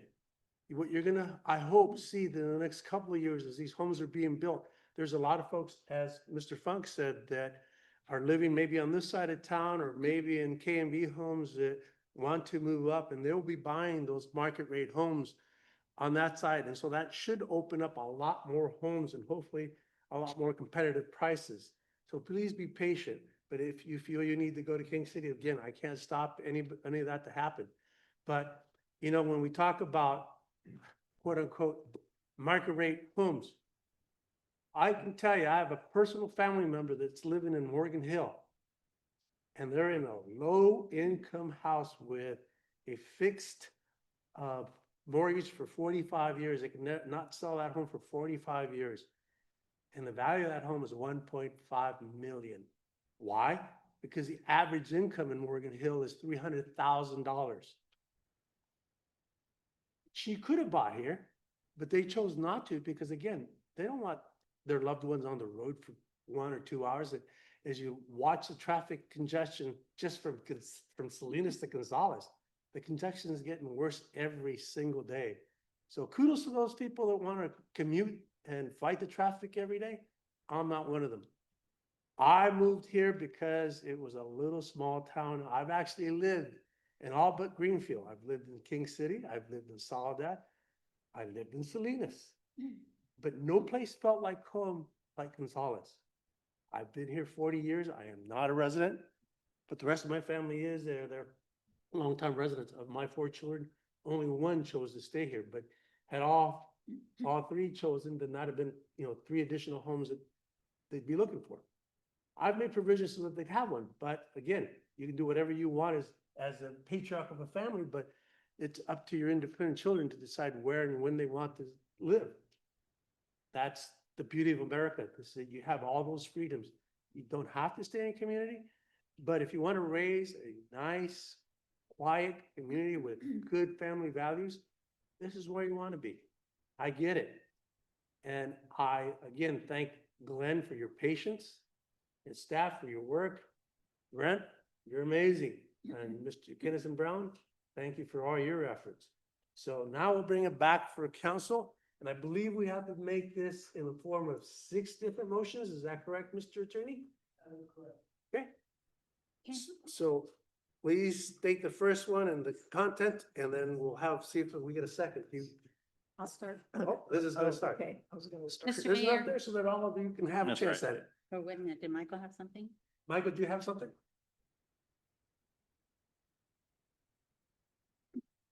Who are we waiting for? I think Michael, or So thank you. The first resolution before you is to take is action. 2025-09. So, We're just gonna read them. I've already read it into record, Yeah. correct? yes, so just say Yeah. I make a motion, we approve resolution. Hold on, he's talking. Yeah, this is the resolution that is certifying that this will see a project by environmental impact. Got it. So, Mr. Mayor, I proudly move that we approve resolution number 2025-09 as presented. Second the motion. Sorry. I'll let you do the next one, Maria. All those in favor, please signify by saying aye. Aye. Opposed? Motion carries. Mr. Mayor, I move that we approve resolution number 2025-10 as presented. Second. Oh, sorry, Scott. Maria, second. All good. I don't think Maria second. All those in favor, please signify by saying aye. Aye. Opposed? Motion carries. Mr. Mayor, I introduced waive reading and read by title only ordinance number 2025-148. Second. I have a motion and a second. All those in favor, please signify by saying aye. Aye. Opposed? Motion carries. And I will note that that title was previously read into the record when the entire item was introduced at Yes. the beginning of the hearing. Yes. Okay, Mr. Mayor, I would like to make a motion to read title ordinance number 2025-149 as presented. Second. A motion and a second. All those in favor, please signify by saying aye. Aye. Opposed? Motion carries. Mr. Mayor, I'd like for us to consider approval of resolution number 2025-11 as presented. And second. Motion and The second. chair, staff is making a recommendation that there be an added condition in this particular resolution to address the issue that was raised by LAFCO when they got up and spoke, and that is this issue of compliance with the LAFCO policy on agricultural mitigation.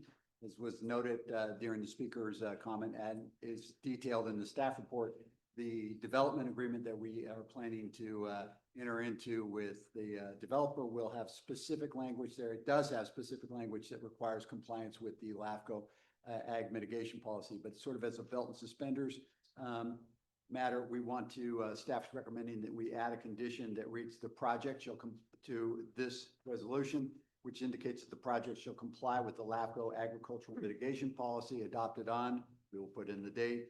This condition shall be incorporated into all future subdivision map applications for the project area. Ms. Orozco, are you in favor of the motion? Yes. Okay. And second. Second, okay. All those in favor, please signify by saying aye. Aye. Opposed? Motion carries. Mr. Mayor, I move that we approve resolution number 2025-11 as presented. Actually, that's 12. That's the one we just did. Just did. Oh, I thought, okay, Sorry. then I'll go to the Yeah. next. I 20. move that we approve resolution number 2025-12 as presented. Second.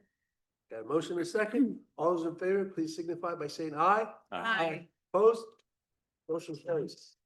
All right, now it's the property.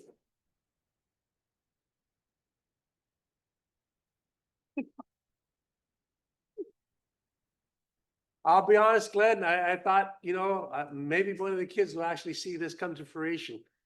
But I'm glad to see it, it finally has. And James, thank you for coming, Catherine as well. All right, moving on. Item number 11 that has been added. Yeah.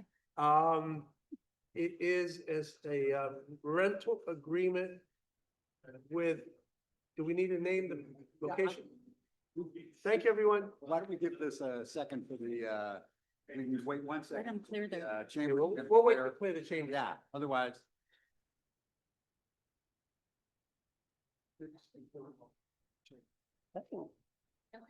Yeah.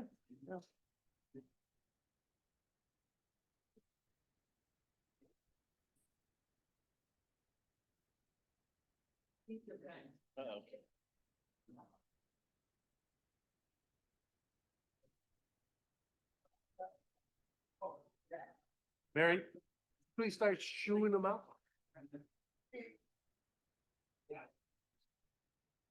One more item.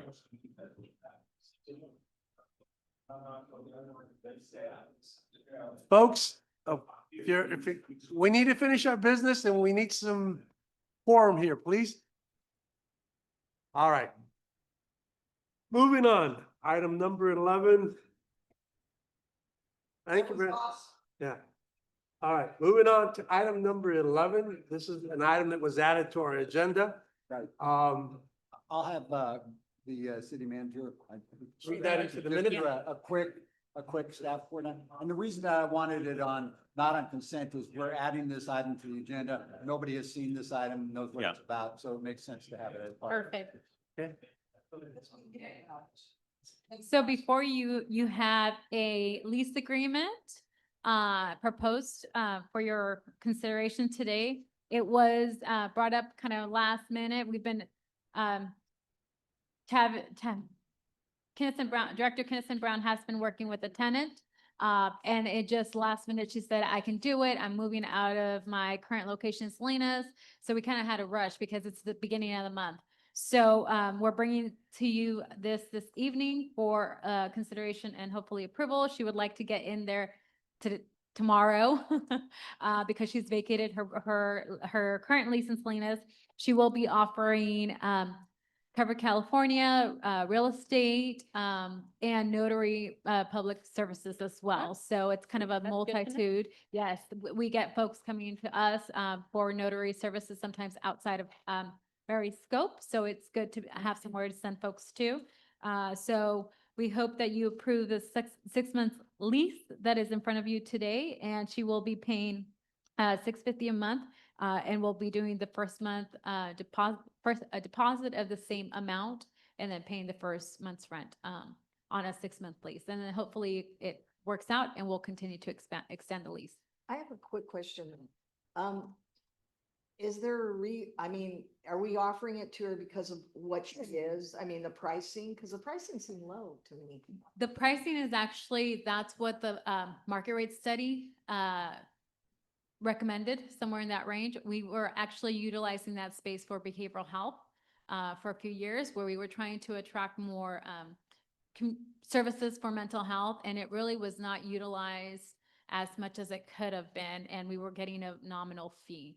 So as you all tasked us with looking at our leases, that was one that we thought could hopefully attract a different business and bring in a little bit more revenue. But this is what it's a small space. We've offered it to other folks and have shown it, and it's been too small for their type of business. So this is, I think it's what, 400? Yeah, 470 square foot. So it's very, very small. Great, that's all. Is that the entire staff report? That's Okay, I'll go ahead and open this up for public comment. Anyone from the public wishing to comment on this item may do so at this time. Seeing no rush to the podium, then I will go ahead and ask Estella, do we have any comments via Zoom? No comments via Zoom. Thank you, Stella. Any comments via email, Mary? Comments via email. All right, then we'll bring it back for council action or discussion if there's more discussion. Mr. Mayor, I may move that we approve this rental lease for 411 Center Street. second. I have a motion and a second. All those in favor, please signify by saying aye. Aye. Aye. Opposed? Motion carries. Woo-hoo. All righty, moving on. Item 11, now is 12 is the committee reports back on the committees we all attend. I have some amazing news. First of all, the Tansy, the 156, which is the connection from Prunedale to Highway 1, we are fully funded. We're gonna get $140 million.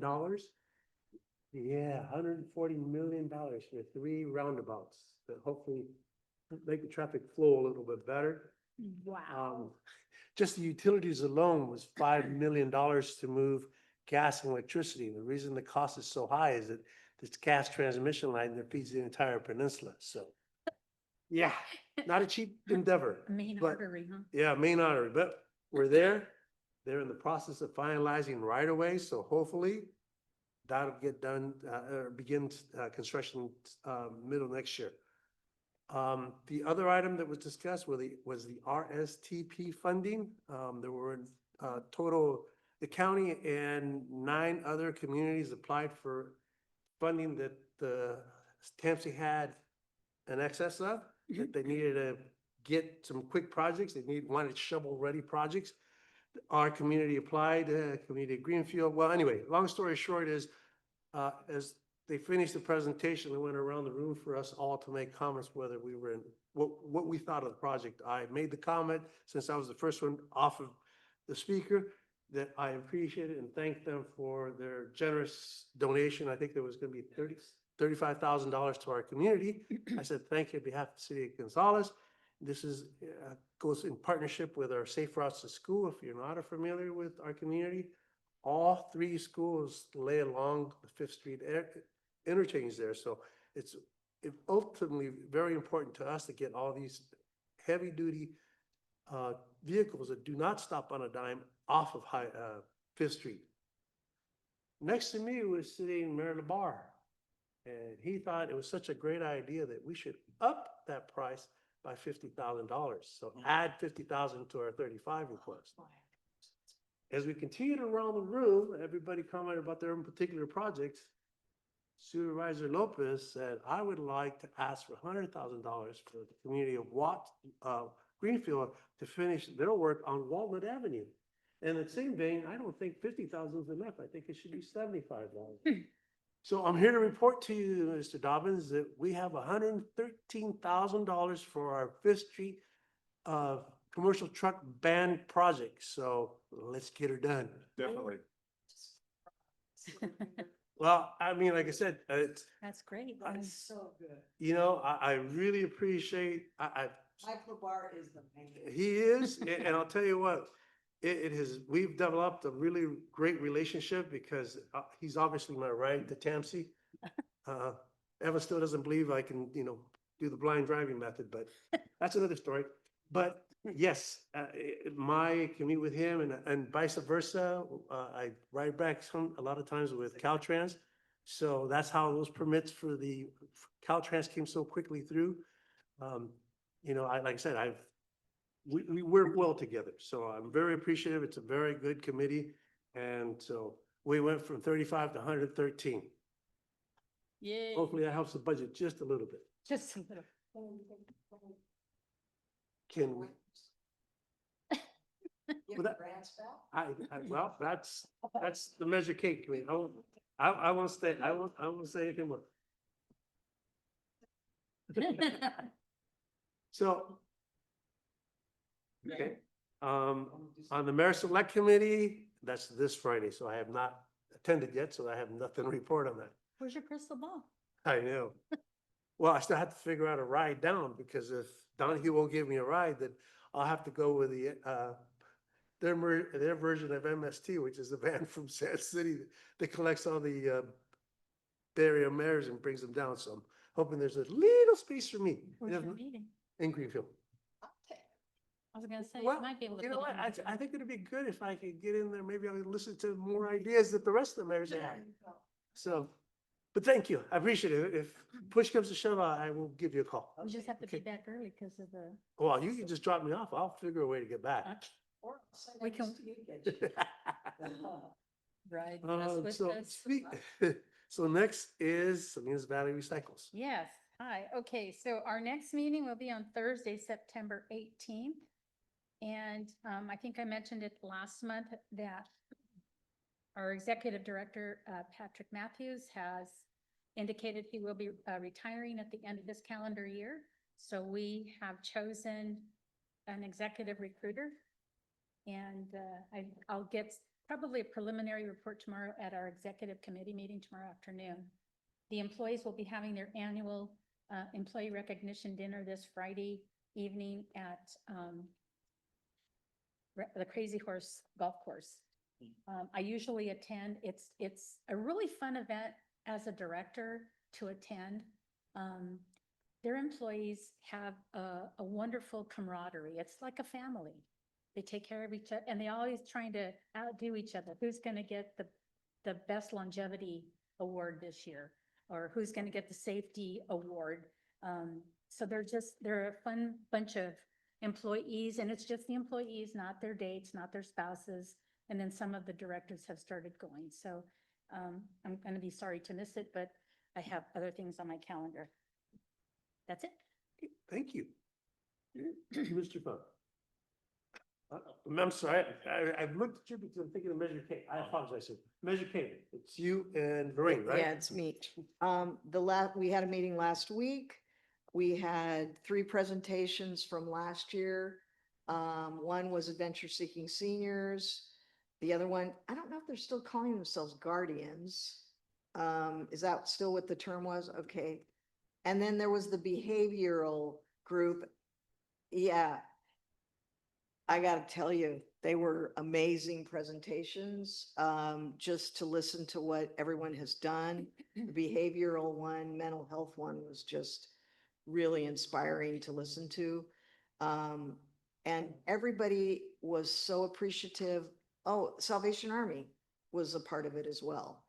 And I'm very proud of what all these people have done. If there's a way that we can make some changes, we'll talk about that. Carmen and I have to have a meeting. We missed our meeting because of timing. So anyway, that was it. But we did not have a quorum that night, so we were not actually able to have a real meeting. So we just had the presentations. So anyway, I think it would be great if maybe in the future we can have them present to the council as well. Just a thought. I was gonna say, I thought they I used don't know, to. they used to, and they haven't anymore. That's why you should do that. Anything else you'd like to add to that? No, unfortunately. He wasn't there. Yeah, he wasn't. No, totally understand. It's crazy, your job. Yeah, unfortunately, I was called out of town. No, don't understand. Unexpected. Yeah. Yeah. I was in Yuma.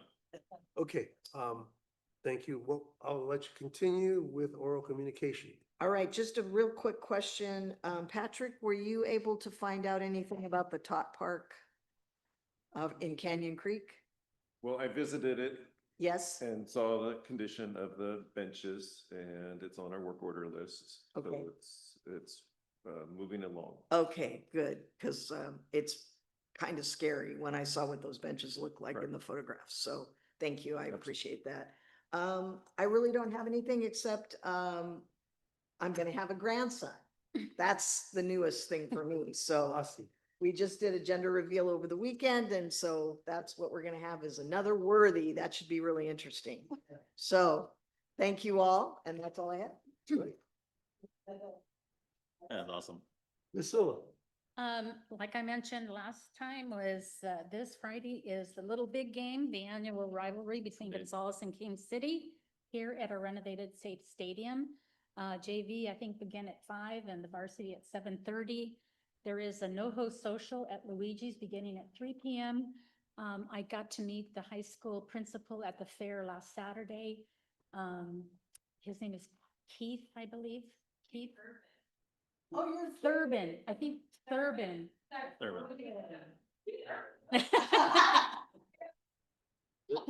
The high school principal? Yeah. Okay. And so, and I did extend the invitation to join at the social to the principal, the superintendent, and Coach Eddie, but of course, Coach Eddie will be focused on the game.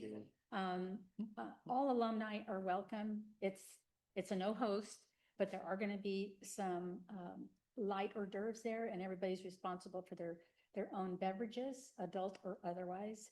And I met some of the students, some of the players after the auction, because I go to the auction at Monterey County Fair, and a few of the players were there. Got to meet a couple of the guys and a couple of ham bones. So he says, you know, our whole thing during the fair was, I'm watching you, I'm watching you. He says, well, I'm going to be on the field, and when I see you up in the stands, I'm going to do this. I said, okay. And then I led him in the school song, and so then I got to meet the principal. So the kids are jazzed up, and I told them, you have to keep the megaphone here. It cannot go back to King City. Listen. So it's always fun. You know me, I'm the quiet little, don't say anything cheerleader. Speaking of cheerleader, I had the opportunity to attend the Salinas Valley Sports Hall of Fame induction a couple weeks ago at the Rabobank or Storm House, whatever they call it. So my brother's football team, when he was a senior, so it was the fall of '74. He graduated in '75. A lot of the players were there that night. My mom was real happy to see all of them, and as well as Coach Welsh was in attendance. So it was a very long night or very long afternoon. We got there at 1:30 and didn't leave there till 7:30 because our football team was the last ones to be inducted, and a lot of people had a lot to say. Even, you know, it's good when you give them like a limit. Okay, you got 5 minutes to say what you need to say, and you got to get off. No, one went on for over 20 minutes, and it was like, oh my gosh. So always good to set some limits when you have speakers, always. So, and that's all. Thank you. Mr. Funk. Yeah, great night tonight. So I just want to iterate, thank you to staff for everything we're doing, everything on the, say, police department, fire department, public works, across the way and throughout all the economic development and so on. So it's, we have a lot of great things going on here. It doesn't always come out. Very much appreciated. And obviously we have a great family. And so very much appreciated and look forward to what we have next. Ms. Orozco. Yes, thank you. First, I'd like to apologize for being late. I had a medical procedure done this afternoon that didn't go well, but I almost called you, Jason, so I was a little late, but sorry about that. Our annual St. Theater's Carnival is September 28th. We have raffle tickets. We're also accepting donations for our raffle baskets and prizes for our Loteria Bingo game. So if anybody wishes to make a donation, we'd greatly appreciate it. Raffle tickets are $5. First prize is $2,500. Second prize is $300, and third prize is $200. Right, Liz? Liz and I both have tickets, so if anybody would like to purchase a ticket, you can see us. Thank you. That's all I have. Thank you. Believe it or not, I really don't have anything this evening. I think after all of that, I'm just done. So. I Pardon? second that. I'm done for Item the day. 14, Yeah. city manager's report. The only thing, and then I'll let the other folks share a little bit, but we had a great community gardening day. There was about 20 people out there. So last Saturday, which was amazing to see a bunch of families out there. And so it was a really good turnout. And then let Tavin, what's the other exciting news that you have?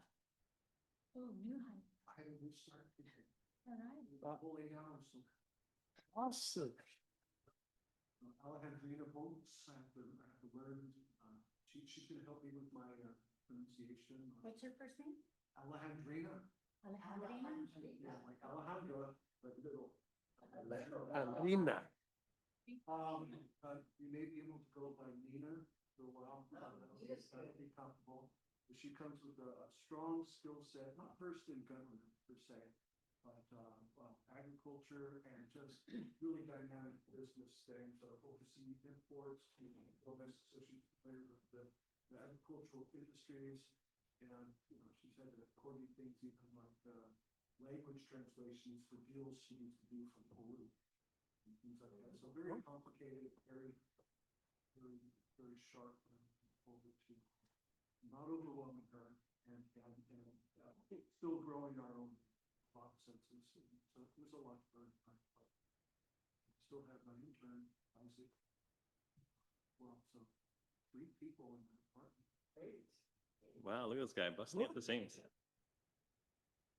They have to kick out that medical office once the permits start flowing for the. Thank you for that, actually, because that's spot too. There you go. Wow, great, great. I think that's all you have, that she will still have, doesn't really have an update on the fire truck. We're budgeting the individual, we'll get the date coming, but we don't have an actual date just yet. I usually check with them every Thursday. So I'll check with them on Thursday, and if there's anything exciting, I will of course let everybody know, but they were waiting for backordered parts last week. So we're still waiting. Where's it being built? It's already built. It's being finished in Fairfield. It's right up the road. Yeah. So it came out from actually Florida. Yeah, so it's being finished, just our lettering, the final touches, inspections, testing, but they were waiting for some door handles that have been backordered. So that's it. That's it. Anything else? We're good? I have one quick question. I had a resident ask me this morning if it would be possible for them to cut some of the baby spread from the community garden. I said, let me ask the city manager, this is a community garden. Yeah. And I said, I don't think there'll be any issue, but I'll just check. Okay, that's what I said. Thank you. Motion for adjournment? So moved. Second, I got it. I. All those in favor signify by saying aye. Aye. Opposed? We're adjourned. Woo-hoo! Don't leave it empty.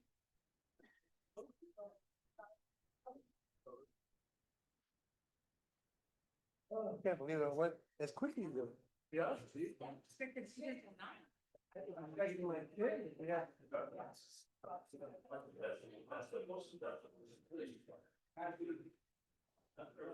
is so great. Jose.